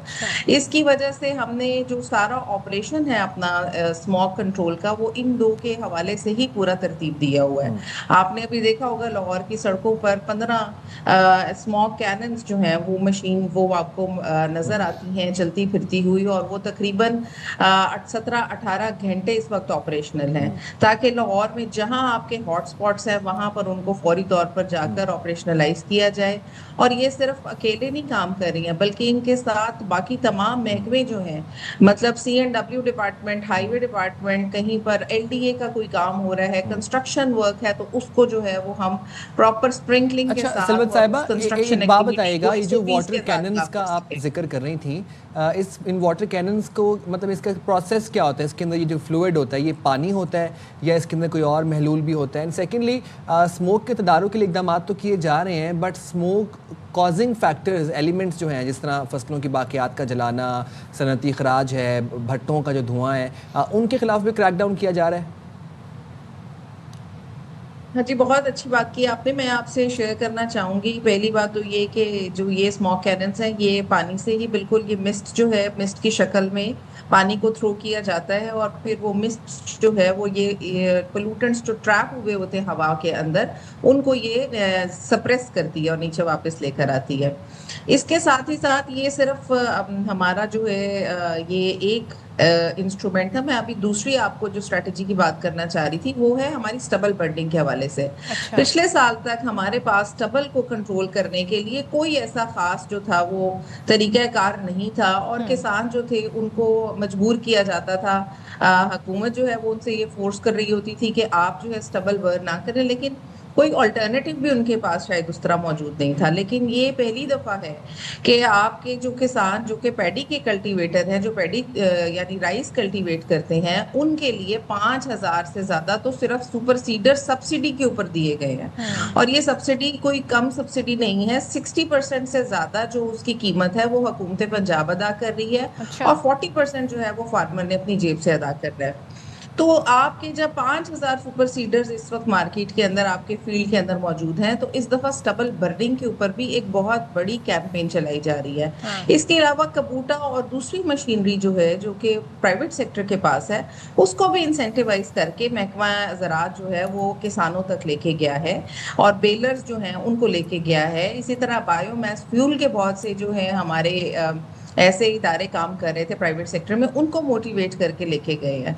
तो इस दफा स्टबल को भी इसी तरह हैंडल किया जा रहा है। अच्छा सिल्वा साहब, एक चीज़ और बताइएगा, वो ये है कि आप उसमें ऐड भी कर दीजिएगा जो आप अपना थर्ड पॉइंट मेंशन करना चाही थी। मैं ये जानना चाह रही हूँ कि पंजाब में, पूरे पंजाब का ये बड़ा इशू हो जाता है स्मॉग का, सिर्फ लाहौर की हद तक नहीं, तो बाकी जो शहर हैं, बाकी जो इलाके, उनके लिए क्या किया जा रहा है? और ख़ास तौर पे वो इलाके जहाँ सैलाब का पानी मौजूद है, ज़ाहिर नमी वहाँ पर ज़्यादा है, तो इन इलाकों में क्या स्मोक का ख़तरा बढ़ जाएगा? इस बारे में बताइएगा, उसके लिए क्या हिकमत अमली है? बिल्कुल, आपने बहुत ठीक कहा। ये अक्सर क्रिटिसिज्म भी फेस करना पड़ता है कि शायद सिर्फ सारा फोकस लाहौर पे है, ऐसी बात नहीं है। ये जो अभी मैं कबूटा और बाकी मशीनरी आपसे सुपर सीडर्स की बात कर रही हूँ, ये पूरे पंजाब में दी गई है। और इस वक्त जो है चूंकि हार्वेस्ट शुरू हो चुकी हुई है, तो हम ये देख रहे हैं सैटेलाइट की इमेजरी के जरिए भी कि इस दफ़ा का जो हमारा स्टबल बर्निंग का इंसिडेंस था वो पहले से बहुत कम हुआ है। लेकिन ये सारा जो है ये हमारा पाकिस्तान वाले पंजाब के हिस्से में हो रहा है। दूसरी तरफ अगर आप देखते हैं बॉर्डर की दूसरी तरफ, तो हालात आज भी सैटेलाइट से नजर आता है कि हालात आज भी स्टबल बर्निंग के उसी तरह से हैं। और हवा का रुख भी इस वक्त जो है वो इंडिया से पाकिस्तान की तरफ हो रहा है। आज वहाँ दिवाली मनाई जा रही है और हमें अंदाज़ा है कि ये जो है मज़ीद हमारी हवा की क्वालिटी, चूँकि एक तो उसकी स्पीड कम है, दूसरी वो वेस्ट से ईस्ट की तरफ आ रही है, तो हमारे पास जो है कि यहाँ पर हवा जो है वो उसकी क्वालिटी डिटीरियोरेट हो रही है। भट्टों के हवाले से आपने देखा होगा, अगर सोशल मीडिया फॉलो करें गवर्नमेंट ऑफ पंजाब का, तो आपने देखा होगा कि इस दफ़ा हमारी भट्टों के सर्वेलेंस जो है वो हमने तमाम की तमाम अपनी UAVs के ज़रिए की है, और ये हम हर रोज़ कर रहे हैं। हमारे भट्टे इस वक्त अल्हम्दुलिल्लाह 90% से ज़्यादा जो है वो कंप्लायंट है। इंडस्ट्री की सर्वेलेंस के लिए इस दफ़ा हमने AI की मदद ली है। तमाम हमारी इंडस्ट्री की चिमनीज़ के ऊपर तकरीबन 8,000 से ज़्यादा इंडस्ट्री जो हमने मैप की हुई है, उसमें से 6,000 के ऊपर CCTV कैमरास इंस्टॉल किए गए हैं, और इन CCTV कैमरास को फिर फर्दर जो है वो हम सुपरवाइज करते हैं थ्रू आर्टिफिशियल इंटेलिजेंस।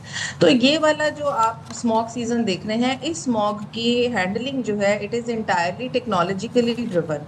ये कोई हमारे गैसेस के ऊपर नहीं चल रही है, बल्कि हम पूरा इसको एक स्ट्रैटेजी के तहत लेके चल रहे हैं। ठीक है, सिलवत साहिबा हमारे साथ थी, बहुत शुक्रिया। और पंजाब जी, पूरी तरीके से पंजाब ने तैयारी कर ली है, और आप देखें कि टेक्नोलॉजी का इस्तेमाल करके, और 15 जी ये जो स्मोक गन्स हैं, इसके आप वीडियोस भी देख रहे होंगे, ये जगह जगह जाती हैं, उनके अंदर जो महलूल है वो बाकायदा जो पॉल्यूटेंट्स हैं मिस्ट की फॉर्म में वो उसको ट्रैप करके सप्रेस कर देता है। सो टेक्नोलॉजी जी किस तरीके से हेल्प आउट कर सकती है, ये हम देख रहे हैं। बड़ी खुशी होती है देख के कि बाकी शहर कहाँ से कहाँ पहुँच गए, और अफसोस ये भी सोच के होता है कि पाकिस्तान के अंदर भी खलाई तहकीक में बहुत कुछ हो रहा है, और वो एक तरीके से पाकिस्तान को ये जो नेचुरल डिज़ास्टर है, जो क्लाइमेट चेंज है, इसके हवाले से हमें बड़ी हेल्प आउट कर सकता है। किस तरीके से? क्योंकि पाकिस्तान ने अपना पहला hyper spectral satellite HS1 launch कर दिया है, और सैटेलाइट की मदद से अब क्या होगा, सैलाब, लैंडस्लाइडिंग की प्रिडिक्शन की जा सकेगी। ये सैटेलाइट CPEC दुरुस्त ज़रई मनसूबाबंदी, माहौलियाती निगरानी, शहरी मनसूबाबंदी और कुदरती आफात से निमटने के लिए बहुत अहम किरदार अदा कर सकता है। बात है। अच्छा, इसके अलावा तरक्याती मनसूबों, बिलखसूस चीन पाकिस्तान इक़्तिसादी राहदारी, ज़मीनी ख़तरात की निशानदही और पायदार इंफ्रास्ट्रक्चर की तरक्की में भी मददगार साबित होगा। सैटेलाइट के आला मयार डेटा से पाकिस्तान को मौसमियाती तब्दीलियों के चैलेंजेस का मुकाबला करने में मदद मिलेगी। ये सैटेलाइट चीन के जाओक्वान लॉन्च सेंटर से रवाना किया गया, और इब्तदाई मरहले में 2 माह तक टेस्टिंग और डेटा मौसूल होना शुरू हो गया। तो एक बहुत बड़ी कामयाबी है पाकिस्तान के लिए। और ये जो कुदरती आफात हमने इस साल जो हमने देखी हैं, फेस की हैं, अब नेक्स्ट ईयर से इंशाअल्लाह वो पहले ही फोरकास्ट कर ली जाएंगी टू सम एक्सटेंट इंशाअल्लाह। तो चलें इस पे बात कर लेते हैं। Deputy chief manager system engineering PARCO Shahnila Tariq हमारे साथ मौजूद हैं, और इनसे जानते हैं। Shanila, thank you so much. आपके चेहरे की मुस्कुराहट मुझे बता रही है कि हम मतलब वाकई ये बड़ी अच्छी एडवांसमेंट है, बहुत अच्छी तरीके से प्रोग्रेस हो रहा है। ज़रा बताइएगा कितना हम संग मील है, और ये जो हमने बताया ये मज़ीद किस तरीके से आप एलेबोरेट करेंगी, क्या क्या कर सकता है? जी, first of all thank you so much, और मैं इस मौके पर पूरी कौम को मुबारकबाद देना चाहूँगी। इंडीड ये it's a proud movement and historical movement for all of us कि हम अब उन ममालिक की फ़हरिस्त में शामिल हैं जिनके पास ये एडवांस टेक्नोलॉजी मौजूद है, और it is one of the transformative milestone of our national space programme, जिसके अंदर हमने इसको प्रायोरिटाइज़ किया based on our need of country कि एक डेवलपिंग कंट्री के लिए कितना अहम है। अच्छा, क्या इस सैटेलाइट की मदद से हम जैसे कि बताया कि एक तो फोरकास्ट कर सकेंगे हम लोग, फिर इरिगेशन भी हम उसको स्क्रूटनाइज कर सकेंगे, फसलों को सारा वो चीज़ें, बट ज़ेरे ज़मीन मादनियात को भी हम देख सकेंगे या उसको एक्सप्लोर करने में ये मुआवनत? जी बिल्कुल। बेसिकली जो हाइपर स्पेक्ट्रल सैटेलाइट है, इसकी जो यूनिक कैरेक्टरिस्टिक यही है कि ये ना सिर्फ आपको मैपिंग करती है बल्कि उसकी बायोकेमिकल और कॉम्पोजिशनल डिटेल्स भी फराहम करती है।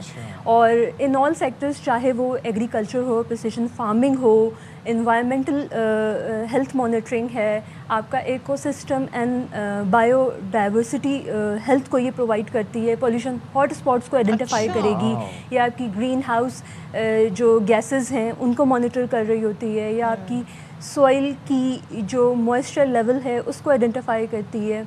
ये ना सिर्फ ये इन सेक्टर्स में बल्कि ये डिज़ास्टर मैनेजमेंट के बाद जो पोस्ट इवेंट असेसमेंट है उसके लिए बहुत मुफीद एक अहम टूल है, क्योंकि नॉर्मली जो कन्वेंशनल आपका मेथड है उसके सर्विस के अंदर आपको weeks two months two years लग जाते हैं, लेकिन इस सेटेलाइट की बदौलत हम उनको डेज़ के अंदर कंप्लीट कर पाएंगे। इनकी रिमोट सेंसिंग की इमेजिंग के थ्रू वो सारा डेटा, क्योंकि हमारे लिए डेटा की नॉन अवेलेबिलिटी एक चैलेंज रहा है, हम developing countries just like Pakistan, तो हमारे पास ये डाटा बिल्कुल मौजूद होगा सो दैट कि हम जो रेलिवेंट सेक्टर्स हैं वो राइट टाइम पे और टाइमली डिसीजन मेकिंग कर। अच्छा, आपने डेटा की बात की तो ये बताइएगा ये सैटेलाइट कितने दिन में अपनी मंजिल तक पहुंचेगा और फिर कब से ये हमें और डेटा मौसूल होना शुरू हो जाएगा? ये सैटेलाइट जो है इस वक्त ऑर्बिट में अल्हम्दुलिल्लाह मौजूद है, कल जो ये लॉन्च हुआ है।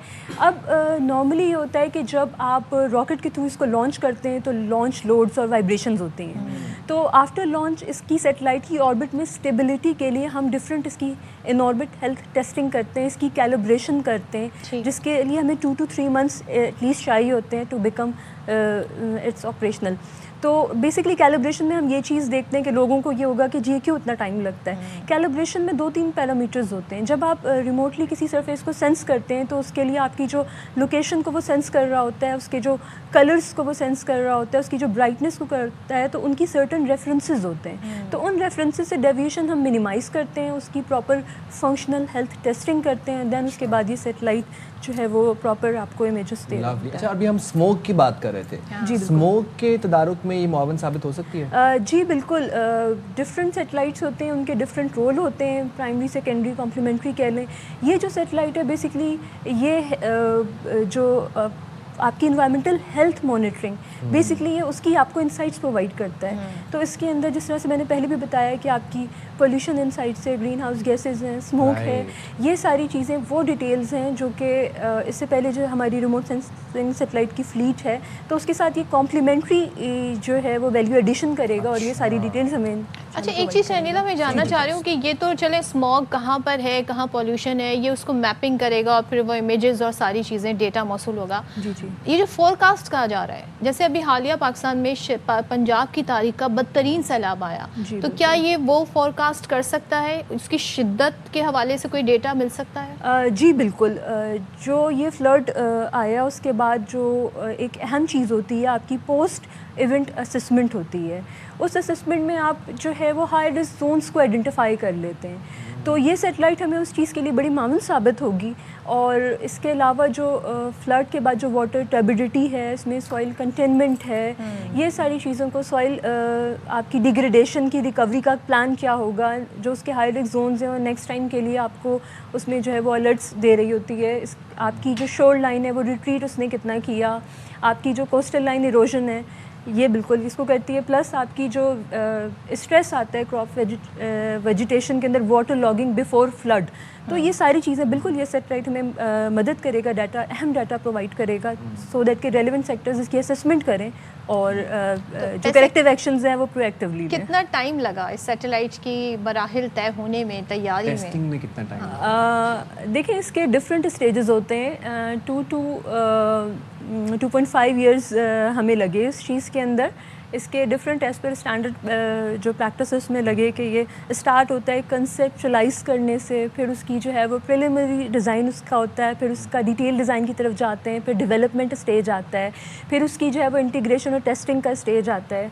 तो हमें जो है वो 2.5 years इसके अंदर कंप्लीट लगे। आपने बताया कि अभी इसकी कैलिब्रेशन होगी और मतलब 2 to 3 months तक 2 to 3 months तक इंशाल्लाह, and after that it will be available for operational use इंशाल्लाह। जी बिल्कुल। ये बताइएगा, एक बात बताइएगा कि जो हाइपर स्पेक्ट्रल सैटेलाइट है HS1, इसके बाद इसी तरह की और भी सैटेलाइट्स हमारा प्लान है भेजने का स्पेस जी में? बिल्कुल।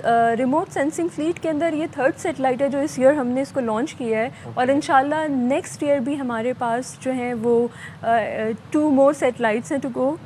तो क्योंकि जितनी सरप्राइज रखा हुआ है। जी बिल्कुल, ये आप नेक्स्ट शो में इंशाल्लाह आपको बताएंगे कि इसका क्या पर्पस है। क्या बात है, ज़बरदस्त। पाकिस्तान बड़ी तरक्की कर रहा है। Thank you so much Shanila, हमारे साथ थी और बड़े ज़बरदस्त तरीके से उन्होंने सारी चीज़ें एक्सप्लेन कर दी हैं।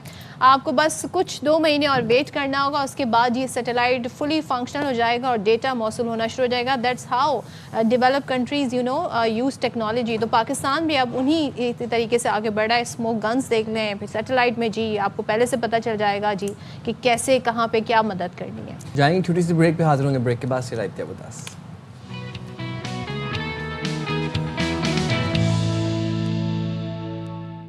वेलकम बैक जनाब। बहुत दिनों से हमने कुछ खाने से हवाले के हवाले से गुफ्तगू ना नहीं पूछे हम की किस थी। बात पे हंस रहे हैं, नहीं बताएंगे बता भी नहीं सकते। अच्छा जनाब, तो वो कहते हैं ना कि दिल का रास्ता जो है वो आपके टेस्ट बड से होता हुआ जाता है। और ज़बान ये बातें बड़ी पता है। हाँ, ज़बान को अगर किसी जायके का चस्का लग जाए तो फिर वो छूटे नहीं छूटता। खाना बनाना भी अब एक आर्ट है और खाना वो भी अगर खलूस से बना हो। अच्छा मुझे लगता है कि खलूस भी चाहिए, मसाले नहीं चाहिए। खाना जो है ना मुझे लगता है कि उसमें खलूस होना चाहिए, वो इम्पोर्टेंट है। मसाले शसाले ये चीज़ें बहुत सेकेंडरी। अगर कोई गुस्से में बना रहा हो तो फिर क्या हो? वो खाना ही नहीं चाहिए। ना काम ही ऐसे बंदा ना करे कि अगर गुस्से में खाने बनाए। लेकिन ये बात आपने ठीक कही है कि जी खाना बनाना एक आर्ट है और जो खाना बनाते हैं वो आर्टिस्ट हैं। क्या बात है। तो आज हम ये बातें क्यों कर रहे हैं? हम तो रोज़ वैसे आपको सेहत आमा से मुतालिक बता रहे होते हैं, लेकिन आज हम ये बात इसलिए कर रहे हैं कि आज इंटरनेशनल शेफ डे है। और जो महंगाई का आलम है, जो टमाटर 500 रुपए पे पहुंच गए, आप सोच लें इस दौर में जायकेदार खाना बगैर टमाटर के आज तो मैं कहूँगी बनाया जाए तो कैसे बनाया जा सकता है कम पैसे में मज़ेदार खाना, तो ये हमें कौन बता सकता है? बिल्कुल ये बता सिर्फ और सिर्फ हमें शेफ ही बता सकते हैं। और हमारे स्टूडियो में बहुत शुक्रिया, थैंक यू वेरी मच। वालेकुम अस्सलाम एंड वालेकुम अस्सलाम, कैसे हैं आप लोग? माशाल्लाह थैंक यू, बहुत शुक्रिया। देखिए वो smile can win the heart, तो इसलिए यू शुड ऑलवेज हैव खाना ही नहीं, स्माइल कैन आल्सो विन। बिल्कुल, एब्सोल्युटली। तो वो मेरी खलूस वाली बात ठीक थी ना? एब्सोल्युटली। और आप जो कह रही थी ना कि जो गुस्से में खाना बनाए तो वो एग्रेशन नजर आता है डिश में, अगर कोई गुस्से में खाना बनाता है। By the way happy chefs day, आज हमारा दिन है and I am really proud of feeling that. पहले सबसे पहला अवामी सवाल आपसे मैं करती हूँ। आज ही हमने बताया आवाम को, चाहे वो कोई भी शहर हो पाकिस्तान का, कहीं पर जी 450-500 से कम में टमाटर नहीं मिल रहा। ठीक है, बगैर टमाटर अच्छा खाना कैसे बन सकता है? दही से सब्स्टिट्यूट कर लें उसको। अच्छा, दही से चिकन कढ़ाई बनानी है, उसमें तो इतना टमाटर डालते हैं लोग। बिल्कुल डालते हैं, लेकिन देखिए जब ऑफ सीजन होता है एक तो बात ये होती है कि देखिए जो चीज़ फ्रीज हो जाती है ना उसकी न्यूट्रिटिव वैल्यू भी लॉक हो जाती है, उसकी ग़िज़ाइयत। तो पहली बात तो ये कि जब टमाटर सस्ता था 20-30 रुपीज़ केजी पे भी 100 रुपए के 4-4 किलो टमाटर भी मिल रहे थे, that was the right time to store tomatoes. उसको आप कुछ नहीं, अच्छा बहुत सारे लोग कहते हैं जी उसको आप बॉईल करें और डीसीड करें और उसको पील ऑफ करें, कुछ नहीं करें आप, सिंपल उसको अच्छे से वॉश करें, उसको आप ब्लेंडर में डाल के उसको ब्लेंडराइज करें। छोटे छोटे आपके जो स्टील के बोल्स होते हैं वो ले लें, आप कोई भी कंटेनर उसमें लें, जितना आपका एक वक्त का कंजप्शन है वो बनाएं, आप उसके अंदर फ्रीज कर दें, आप उसको निकाल के शॉपर में भरें, कुछ भी नहीं, nothing, it will absolutely have the same taste as the fresh one. But नहीं किया ना, अब क्या करें? अब नहीं किया तो कोई बात नहीं, उसको आप दही से सब्स्टिट्यूट करें, ठीक है, दही से। अब जैसे आपने कहा कढ़ाई, तो कुछ दिन के लिए या तो ये कि थोड़ा सा उसको अवॉइड करें, या ये कि ज़्यादा क्वांटिटी आप दही की यूज़ कर लें, थोड़ा सा आप उसमें टोमेटो डाल दीजिए। अदरवाइज़ ये कि टोमेटो पाउडर भी मिलता है और सन ड्राइड टोमेटोज़ भी मिलते हैं। उसको अगर आप थोड़ी सी क्वांटिटी में यूज़ करें, अगर आप लाइक लेट्स सपोज फ्रेश वाले आप 4 टोमेटोज़ यूज़ कर रहे हैं तो पाउडर आपका 1 से 2 टेबल स्पून जाएगा। सन ड्राइड टोमेटोज़ थोड़े से एक्सपेंसिव होते हैं। आलू बुखारा, इमली ये भी डाल सकते हैं? बिल्कुल डाल सकते हैं, लेकिन it depends on the dish. अब कढ़ाई में आप आलू बुखारा एंड इमली you can not replace tomato with these 2 things, but yes biryani में आप कर सकते हैं। कोई इस तरह के जो आइटम्स हैं आपके, कोई सा पुलाव बना रहे हैं, दाल में आप डाल सकते हैं। आलू बुखारा नहीं, इमली जा सकती है, वो भी सब दालों में नहीं। जैसे काली मसूर की दाल बनती है जिसे मलका मसूर भी कहते हैं, खड़ी मसूर भी कहते हैं, उसमें आप उसको कर सकते हैं रिप्लेस। देखिए किचन में खाना बनाना सब चीज़ें जायके पे डिपेंड नहीं करती हैं, आपकी क्रिएटिविटी पे, आपकी समझदारी पे और खुलूस पे डिपेंड करती है। खुलूस तो भाई बैठ गया मेरे दिमाग। अच्छा, एक बड़ा इम्पोर्टेंट सवाल हर ब्राउन हाउस होल्ड में होता है, हर देसी फैमिली में होता है, वो ये कि आज क्या पकाएं। हर कोई एक दूसरे से, वो अनवर मसूद साहब की वो है ना एक पंजाबी में एक वो भी नज़म है मेरे ख्याल से, आज की पकाइए 10-13 की ख्याल। तो अब क्या भी इंतखाब कैसे किया जाए कि आज क्या पकाएं? सबसे ज़्यादा फरमाइशें होती हैं, वो ही नहीं बताता कि क्या बनाए। ठीक है, हाँ वो यही ना कि कुछ भी, ये मैं भी फेस करती हूँ जब खाना बनता है तो ये क्या है एग्जैक्टली कुछ भी बना लो। अब वो कुछ भी क्या है ये मुझे नहीं पता, ये कहाँ मिलता है ये कुछ भी, है ना। तो रोज़ खाने का इंतखाब कैसे किया जाए? बहुत ही आसान है, बेइंतहा, और जो लोग अगर इस चीज़ को फॉलो कर लेंगे यकीन कीजिए सब मुझे दुआएं देंगे। आप ये कीजिए कि आप अपनी जहाँ भी मोबाइल में, अपने लैपटॉप पे, अपने पास एक नोटबुक आप ले लीजिए, उसमें आप कुछ पेजेस, 4-5 पेजेस आपने चिकन के लिए रखे, 4-5 गोश्त के, कीमा, दाल, मुर्गी, मछली, चावल या स्पेशल डिश, ये कर लिया आपने। जो चीज़ें आप खुद बनाते हैं घर में उसको लिस्टिंग करते रहिए, ठीक है। आपको हार्डली 15 दिन लगेंगे लिस्टिंग में, जब जब जो याद आता जाए आप उसमें ऐड करते जाएं। उसके बाद आपने क्या किया, दिन हफ्ते में 7 दिन है, एक दिन आपने दाल को डेडिकेट किया, एक दिन सब्ज़ी को, एक दिन चिकन को, پھر ایک دن گوشت کو کیا, ایک دن اسپیشل اور ایک دن رائس, پورے 7 days ہو گئے. اب آپ نے کیا کیا, رائس ڈے ہے, آپ کو پتا ہے آج رائس ڈے, منڈے از دا رائس ڈے, میرے گھر میں آج رائس ڈے ہے, ٹھیک ہے. میں نے اس کو کھولا, اس میں رائس کی ڈشز ہیں, سنگاپورین رائس ہے, پلاؤ ہے, بریانی ہے, beef biryani, mutton biryani, there are lot of things. آپ نے ایک پک اپ کیا, بنایا.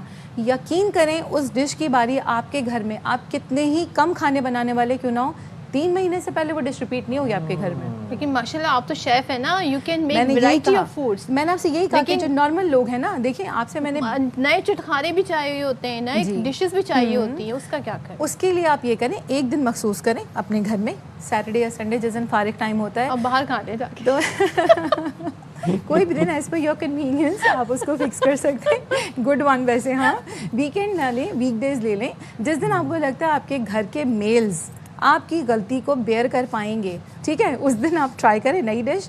لیکن دیکھیں ہمیں تخلیقی کام یا کریٹیوٹی پہ فوکس کرنا ضرور چاہیے, بٹ سائڈ بائی سائڈ ہمیں اپنی ثقافت, کسٹمز اینڈ کلچر کو نہیں بھولنا چاہیے. اس کی بیسٹ ایگزامپل ہے کہ یو میں always go for the fusion food, ٹھیک ہے نا. آپ نے رس ملائی لیٹ سپوز بنانی ہے, آپ کو پتہ ہے وہ ٹریڈیشنل طریقہ ہے رس ملائی کا, اس کی ریسیپی میں آپ کے پروگرام میں آلریڈی شیئر کر چکی ہوں. بریڈ لے لی, اس میں آپ نے فلنگ کی, اس پہ آپ نے کسٹرڈ پور کر دیا, انسٹنٹلی فٹافٹ رس ملائی. تو لک جو ہے وہ چینج ہو گیا, مٹیریل چینج ہوا, بٹ اس کا فلیور مور اور لیس سیم آ گیا. تو آپ فیوژن پہ جائیں نا رادر دین دیٹ. اور جیسے آپ نے کہا کہ بہت سارے لوگ ہوتے ہیں وہ میں شیف ہوں, چلے میں کریٹیو آئٹمز یا بہت ساری چیزیں بنا سکتی ہوں. میں نے آپ سے انیشیلی کہا کہ آپ اپنی ڈائری ایسی مینٹین کریں, جو چیزیں آپ گھر میں خود بناتے ہیں ان کو آپ لسٹ ڈاؤن کریں نا, ان کو لسٹ ڈاؤن کر کے پھر آپ مینیو بنائیے. آپ یقین کریں, چلیں میرے یہاں تو یہ ہوتا ہے کہ 6 مہینے تک بھی ٹرن نہیں آتی ہے ایک ڈش کی, کیونکہ وہ میرے پاس رائس آئٹمز ہی کوئی 15-20 وہ ہیں, تو سمجھ لیں 15-20 ویکس بن گئے نا. مگر جب بھی یہاں آتی ہے کوئی ڈشز آتی ہے یہ شکوہ بالکل جائز ہے, کب سے لیکن یہ شکوہ کا وہی سیم جواب جو میں ہمیشہ دیتی ہوں, مجھے لاسٹ مومنٹ پہ کال آتی ہے. اچھا, شیف ڈے کی مناسبت سے کوئی اگر آپ فیوژن والی, جس طرح بھی آپ بات کریں, تو فیوژن والی ڈش اگر آپ ہمیں بتانا چاہیں ہمارے ویورز کو, تو پلیز شیئر کریں. آج اسپیشل ڈے آپ کا, آپ کو اسپیشل ڈش بتائیں. چلیں جی, یا چلیں آج وہ ڈش بتائیں جو آپ کے بہت دل کے قریب ہے. اچھا, میں نے ابھی ریسنٹلی ایک ڈش ٹرائی کی تھی. میری ماں کا میٹھا کھانے کا دل چاہ رہا تھا. انہوں نے کہا بیٹا مجھے کچھ میٹھا کھانا ہے, بٹ ذرا ڈفرینٹ, کیونکہ وہ ذرا کسٹرڈ اور فروٹس وغیرہ کو اوائڈ کرتی ہیں, وہ نہیں لیتی ہیں. تو میں نے کیا کیا, میں نے بٹر اسکاچ سوس بنائی تھی, وہ سب کو آتی ہے بٹ پھر بھی بتا دیتی ہوں. آپ نے کیا کرنا ہے, آدھا کپ جو ہے چینی لینی ہے, سمپل چینی, اس کو کچھ بھی نہیں ڈالنا, آپ نے پین میں ڈال کے چھوڑ دینا ہے. وہ خود ہی جب میلٹنگ پوزیشن پہ آئے گی تب آپ نے اس میں اسپون چلانا ہے. اس میں تھوڑا سا آپ نے تقریباً آپ سمجھ لیجیے 2 ٹیبل اسپون آپ نے بٹر ایڈ کیا, اور 1 پیکٹ آپ نے کریم ڈالا, اس کو مکس کیا, بٹر اسکاچ سوس آپ کی ریڈی ہو گئی. ٹھیک ہے, اب آپ نے کیا کیا, وہ سائڈ پہ رکھ لیا. دودھ بوائل کیا, اس میں سے بٹر اسکاچ سوس آدھی ہم نے دودھ میں ڈالی, ٹھیک ہے, اور اس کے اندر تھوڑا سا ہم نے کیا کیا, وینیلا ایسنس ڈالا. 2 ٹیبل اسپون کارن فلاور پانی میں گھول کے ہم نے مکس کر کے ڈالا. تو وداؤٹ کسٹرڈ آپ کا کسٹرڈ بن گیا, وینیلا کسٹرڈ. ٹھیک ہے, بٹر اسکاچ سوس ریڈی ہو گئی. اب آپ نے بریڈ لے لیا, اس کے سائڈس کٹ کیے, سینٹر میں آپ نے اس میں کریم فل کی, اور ایک بڑا اچھا سا بسکٹ آتا ہے جس میں شوگر ہوتی ہے, چینی, براؤن کلر کا بسکٹ ہوتا ہے, کرسپی سے, ہے نا, ٹوٹتا بھی نہیں آرام سے نا. وہ اس کو آپ نے اچھی طرح پاؤڈر کر کے وہ آپ نے فل کیا, رول بنائے, آپ نے اس کو اندر رکھا, اوپر کسٹرڈ ڈالا. بسکٹ اسکپ کر سکتے ہیں ویسے, بالکل کر سکتے ہیں آپ. اس کے اندر ڈیسیکیٹڈ کوکونٹ ڈال دیں کریم کے ساتھ, خالی کریم ڈال دیں, نٹس ڈال دیں, چوائس از یورز, ربڑی ڈال دیں, اینی تھنگ. دیکھیں کریٹیوٹی از یور اون. میں بیس بتا رہی ہوں سر. آپ نے بریڈ رکھی, اس پہ کسٹرڈ پور کیا, اور جو ہم نے بٹر اسکاچ سوس رکھی تھی وہ ڈالی, اور اگر بسکٹ یوز کیا تھوڑا سا بسکٹ اسپرنکل کیا. مزیدار سا آپ کا بٹر اسکاچ, آپ اس کا کوئی بھی نام رکھ سکتے ہیں, butter scotch ras malai ready ہو گئی. تو اماں کو پسند آئی, پھر ایسی ویسی پسند آئی, سب کو پسند آئی. میں نے سب کے گھر اپنی سبلنگس کا بھی بھیجا, بہنوں کو بھی, تو ایوری بڈی لوڈ. اچھا, ہمارے گھروں کا ایڈریس آج آپ لے کے جائیے گا, پلیز بی مائی گیسٹ. آپ آفس کا ایڈریس تو آپ کو پتہ ہی ہے ویسے بھی. ایبسلیوٹلی, یہاں پہ آنا ہی ہمارے لیے جو ہے وہ بہت بڑی سی کہتے ہیں لبرٹی لے لیتے ہیں, اور آپ بڑی اس سے خندہ پیشانی سے جو ہے جواب بھی دے دیں. Thank you so much, thank you so much Samreen, بہت شکریہ. اچھا جی, ہم کھانے کی بات کر رہے ہیں, تو کھانا جی بڑی نعمت ہے اللہ پاک کی, اور اس کا اکثر جو میں ریلز آ رہی ہیں دیکھ رہی ہوں, ابھی تک غزہ کی جب ہم بات کرتے ہیں وہاں پہ لوگوں کے پاس کھانے کو نہیں, پینے کو نہیں, اور جو اب امداد بھی آ رہی ہے نا, وہ جو ٹرک جتنی تعداد میں آنے ہیں اس سے کم آ رہے ہیں. لیکن میں نے ایک چیز سائم غور کی, جس وقت وہاں پہ قحط سالی پوری طرح سے تھی, जो ह्यूमन मेड है, मैन मेड है, मैं ये देख रही थी लोग लाइनों में लगे हुए थे, वो लोग जिन्होंने कई कई दिनों से गोश्त नहीं खाया, जिनके पास सिवाय रोटी खाने के, आटा खाने के, रोटी बना के और कुछ नहीं था, इतनी तमीज़ से लाइन में लगे हुए थे अपनी बारी का, उनके अंदर मैंने कोई डेस्परेशन नहीं देखी, हालांकि वो कई कई दिन से भूखे थे। मगर हमारे यहाँ मैंने एक चीज़ देखी है, कहीं पे और आप थोड़ा सा बिरयानी के पैकेट ही बांटने शुरू कर देना, आपको लगेगा यहाँ पे पता नहीं कोई झगड़ा हो गया है, कोई हाथापाई हो गई है। ये वो लोग हैं जो पेट भरे हैं, उसके बावजूद ये खाने पे ऐसे कूट पड़ते हैं। I agree with whatever you said. Pakistan की 40% आबादी ग़िज़ाई किल्लत का शिकार है। आप सोचें, जबकि खुराक के ज़िया में पाकिस्तान का शुमार टॉप 10 ममालिक में होता है। खुराक के ज़िया में अदाद शुमार के मुताबिक खुराक के ज़ाय में मालदीव पहले और पाकिस्तान दूसरे नंबर पर है, जो एक संगीन मौशी चैलेंज की निशानदही करता है। आप खुराक का ज़िया कैसे होता है? आप देखें, आप शादियों पे जाते हैं लोग, कभी शादी में खाना खुलने के बाद आपने वो जो टेबल जो यहाँ पे खाना पड़ा होता है वो देखिए आपने, मतलब प्लेट्स के अंदर इतना बेबहा खाना वेस्ट हुआ होता है। डाल लेते हैं, नियत नहीं कहते ना, वो नियत नहीं भरती ना, तो उस चक्कर में डाल लेते हैं, लेकिन खाया नहीं जाता, धक्के दे रहे होते हैं एक दूसरे को, कोई किसी का लिहाज नहीं करता, कोई वेट नहीं करता। उन्हें लगता है जैसे खाना अपनी ज़िंदगी का आखिरी खाना खा रहे हैं और इसके बाद शायद इन्हें खाना नहीं मिलेगा, इनके घर में खाना इन्हें नहीं मिलेगा। अच्छा, शादी ब्याह की हमने बात की, तकरीबात, होटल्स, रेस्टोरेंट्स में।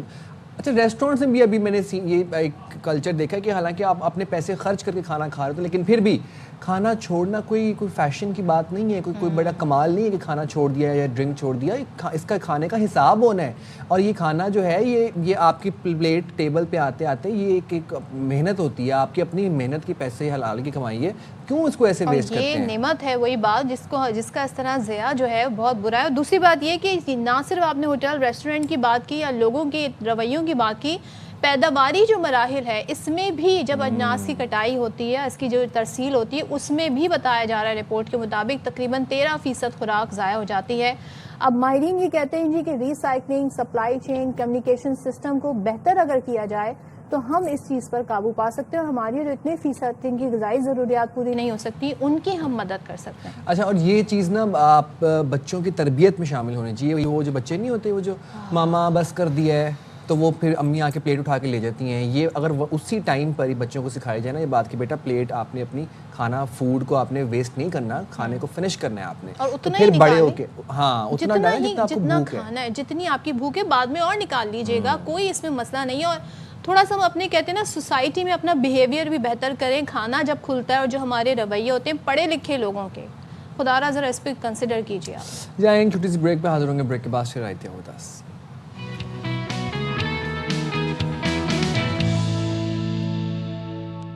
पता नहीं आज जो सारे हमारे सेगमेंट हैं वो खाने से जुड़े हैं, लेकिन खाने की बातें कर रही थी कोई ना ऐसी आपके लिए खुशकुन खबर नहीं है। और मैं आपको बता रही हूँ कराची में जहाँ बहुत सारे मसले बताते हैं, अब एक नया इशू आ गया, नया कराची वालों के लिए सेंस में है कि जी हम पहले खबरें दूसरे इलाकों से सुनते थे, लेकिन इससे में सिल्वर लाइनिंग भी वो मैं बाद में बताऊँगी। कराची में जी बड़े पैमाने पर मुर्दा मुर्गियों के गोश्त की सप्लाई होने का इंकशाफ हुआ है। और ये जो मुर्दा मुर्गियों का गोश्त है, ये कराची के होटल, सुन लें आप लोग, फास्ट फूड, बिरयानी सेंटर्स, जो बिरयानी बड़े शौक से हम लोग खाते हैं और बाहर की बिरयानी हमें बहुत पसंद है, तो बिरयानी सेंटर्स पर ये सप्लाई किया जाता था। और हुकाम बताते हैं जी गुलबर्ग पुलिस ने मूसा कॉलोनी रेलवे फाटक के करीब कार्रवाई करते हुए 80 किलो गोश्त बरामद करके तल्फ किया, मुलजिमान पकड़े। यहाँ पर सिल्वर लाइनिंग ये है कि मुर्गी है, नहीं, मुझे खुशी इस बात की है कि कराची में भी इस तरह की कार्रवाई होके इस तरह का गोश्त पकड़ा गया है, वरना हमें तो ये पता ही नहीं था हम क्या खा रहे हैं। और मुझे हैरानी ये भी होती थी इतनी बड़ी जहाँ पर आबादी है उसको चूना क्यों नहीं अभी तक किसी ने लगाने की कोशिश, क्योंकि ये कल्चर बन गया अनफॉर्चुनेट। एक सदफ इसमें साय ऑफ रिलीफ ये भी है कि मुर्दा मुर्गी ही है, वरना तो बाकी शहरों में तो मुर्दा गधे। आपको ये वर्ड किसने सिखाया है? पता नहीं। अफजल परवेज हमारे साथ मौजूद है, उनसे जरा जान लेते हैं। अफजल बताइएगा, कराची में बड़े पैमाने पर मुर्दा मुर्गियों के गोश्त की सप्लाई का इंकशाफ हुआ है, क्या तफसीलात हैं आपके पास? जी बिल्कुल सदफ साहिब, देखा जाए तो ये कोई एक ग्रुप नहीं है, ये बड़ा मुनज़्ज़म नेटवर्क है। शहर में काफ़ी अरसे से मुर्दा मुर्गियों को काट कर शहर भर के मुख्तलिफ कैटरिंग सेंटर हो, फास्ट फूड हो, या फिर देखा जाए तो बारबेक्यू के इनके जो लवाजमात होते हैं जो लोग बड़े शौक से खाते हैं, ये वहाँ सप्लाई किया जाता है गोश्त। देखा जाए तो इसका कोड भर गए, इसको मेडिकल मुर्गी कहते हैं। मुर्दा मुर्गी का नेटवर्क जो कोड है वो है मेडिकल मुर्गी। ये मेडिकल मुर्गी कहलाती है, जो सुबह सवेरे एक गिरोह जो है बाकायदा तौर पर जो मुर्दा मुर्गियाँ होती हैं इनको एक तरीके से हासिल करता है और मुख्तलिफ सुजुकियों में डालकर दुकानों पर तो फ़रोग नहीं किया जाता, क्योंकि जाहिर सी बात है शहरी ज़िंदा मुर्गी अपने सामने कटते हुए देखते हैं, लेकिन ये घरों में गोदामों में ले जाकर वो काटते हैं। काटने के बाद मुख्तलिफ रेस्टोरेंटों पर, कैटरिंग सेंटर पर बेच देते हैं। देखा जाए तो ये महकमे फूड की जिम्मेदारी है कि वो बाकायदा तौर पर दुकानों को चेक करे, जहाँ जहाँ गोदाम गली मोहल्लों में अवामी नौयत का सवाल है कि भाई ये किन को सप्लाई की जाती थी, कहाँ कहाँ दी जाती थी, और शवरमे वाले, बर्गर वाले, बिरयानी सेंटर्स वाले, ये जो मेडिकल मुर्गी नाम, एक तो मैं नाम से हैरान हूँ कि इसका मेडिकल मुर्गी नाम क्यों पड़ा है जी। ये बताइएगा कहाँ कहाँ दिया जा रहा था ये? जी बिल्कुल, अगर देखा जाए तो गुलबर्ग पुलिस ने जो मुलजिमान को गिरफ्तार किया, उन मुलजिमान ने से जो इंकशाफात किए उनमें बताया कि वो कैटरिंग सेंटर में दिया करते थे, जहां बाकायदा तौर पर फास्ट फूड में सबसे ज़्यादा ये मेडिकल मुर्गी जो मुर्दा मुर्गी है वो सप्लाई की जाती थी। वो जो इलाके बताए गए हैं जिसमें नई कराची बताया जाता है, सराग बोर्ड का इलाका बताया जाता है, नॉर्थ कराची के इलाके, नॉर्थ गाज़ियाबाद के इलाकों में जो मुर्दा मुर्गी का गोश्त का कारोबार काफ़ी अरसे से जारी था। ये एक गिरोह नहीं है, ये पूरे शहर में गिरोह फैला हुआ है। इसके खिलाफ कार्रवाई के हवाले से देखा जाए तो महकमा फूड को भी चाहिए था कि मुश्तरका तौर पर इस तफ्तीश का हिस्सा बनते हैं। जहाँ जहाँ वो जो मुर्दा गोश्त, मेडिकल मुर्गी का गोश्त है फ़रोख्त करते थे, उनके खिलाफ भी कार्रवाई की जानी थी, लेकिन ये कार्रवाई आगे बढ़ती हुई हमें नज़र नहीं आती। ताहम देखा जाए तो ये मेडिकल मुर्गी शहर के मुख्तलिफ इलाकों में सुबह की औकात में बहुत तेज़ी से 6 से 9 बजे के दरमियान जब शहर में ट्रक दाखिल होते हैं सप्लाई के लिए, तो उस वक्त ही हासिल की जाती है। जी ठीक है, इसे आप मेडिकल मुर्गी ना बोलें, इसे मुर्दा मुर्गी बोलें ताकि लोगों को समझ आ जाए। Thank you so much. और ये बात बहुत सही की अफजल ने कि भाई जो फूड अथॉरिटी है सिंध की वो कहाँ है, ये काम भी पुलिस ने करना है, उनको जाके देखना है कि कहाँ पर कितना मुजरे सेहत जो खाना है लोगों को फराहम किया जा रहा है। बिल्कुल सही बात है। अच्छा जनाब, आज दुनिया में एक और हम दिन भी सेलिब्रेट कर रहे हैं। पहले तो शेफ्स डे सेलिब्रेट कर रहे थे, आज हम international air traffic control day भी सेलिब्रेट कर रहे हैं। बुलंद आसमानों पर प्रवास करते हुए पायलट मुसाफिरों को मंजिल मकसूद की तरफ लेकर जाते हैं, लेकिन ज़मीन से उनकी रहनुमाई और मुआवनत एयर ट्रैफिक कंट्रोल रूल्स करते हैं। इस हवाले से अली हसन ने एक रिपोर्ट तैयार की है, अगर आप भी देखें हम भी देखते हैं। हजारों मुसाफिरों के बजरिए हवाई जहाज सफर को आसान बनाने में जहां पायलट का किरदार होता है, वहीं इस सफर को महफूज बनाने के लिए एयर ट्रैफिक कंट्रोलर अहम तरीन किरदार अदा करता है।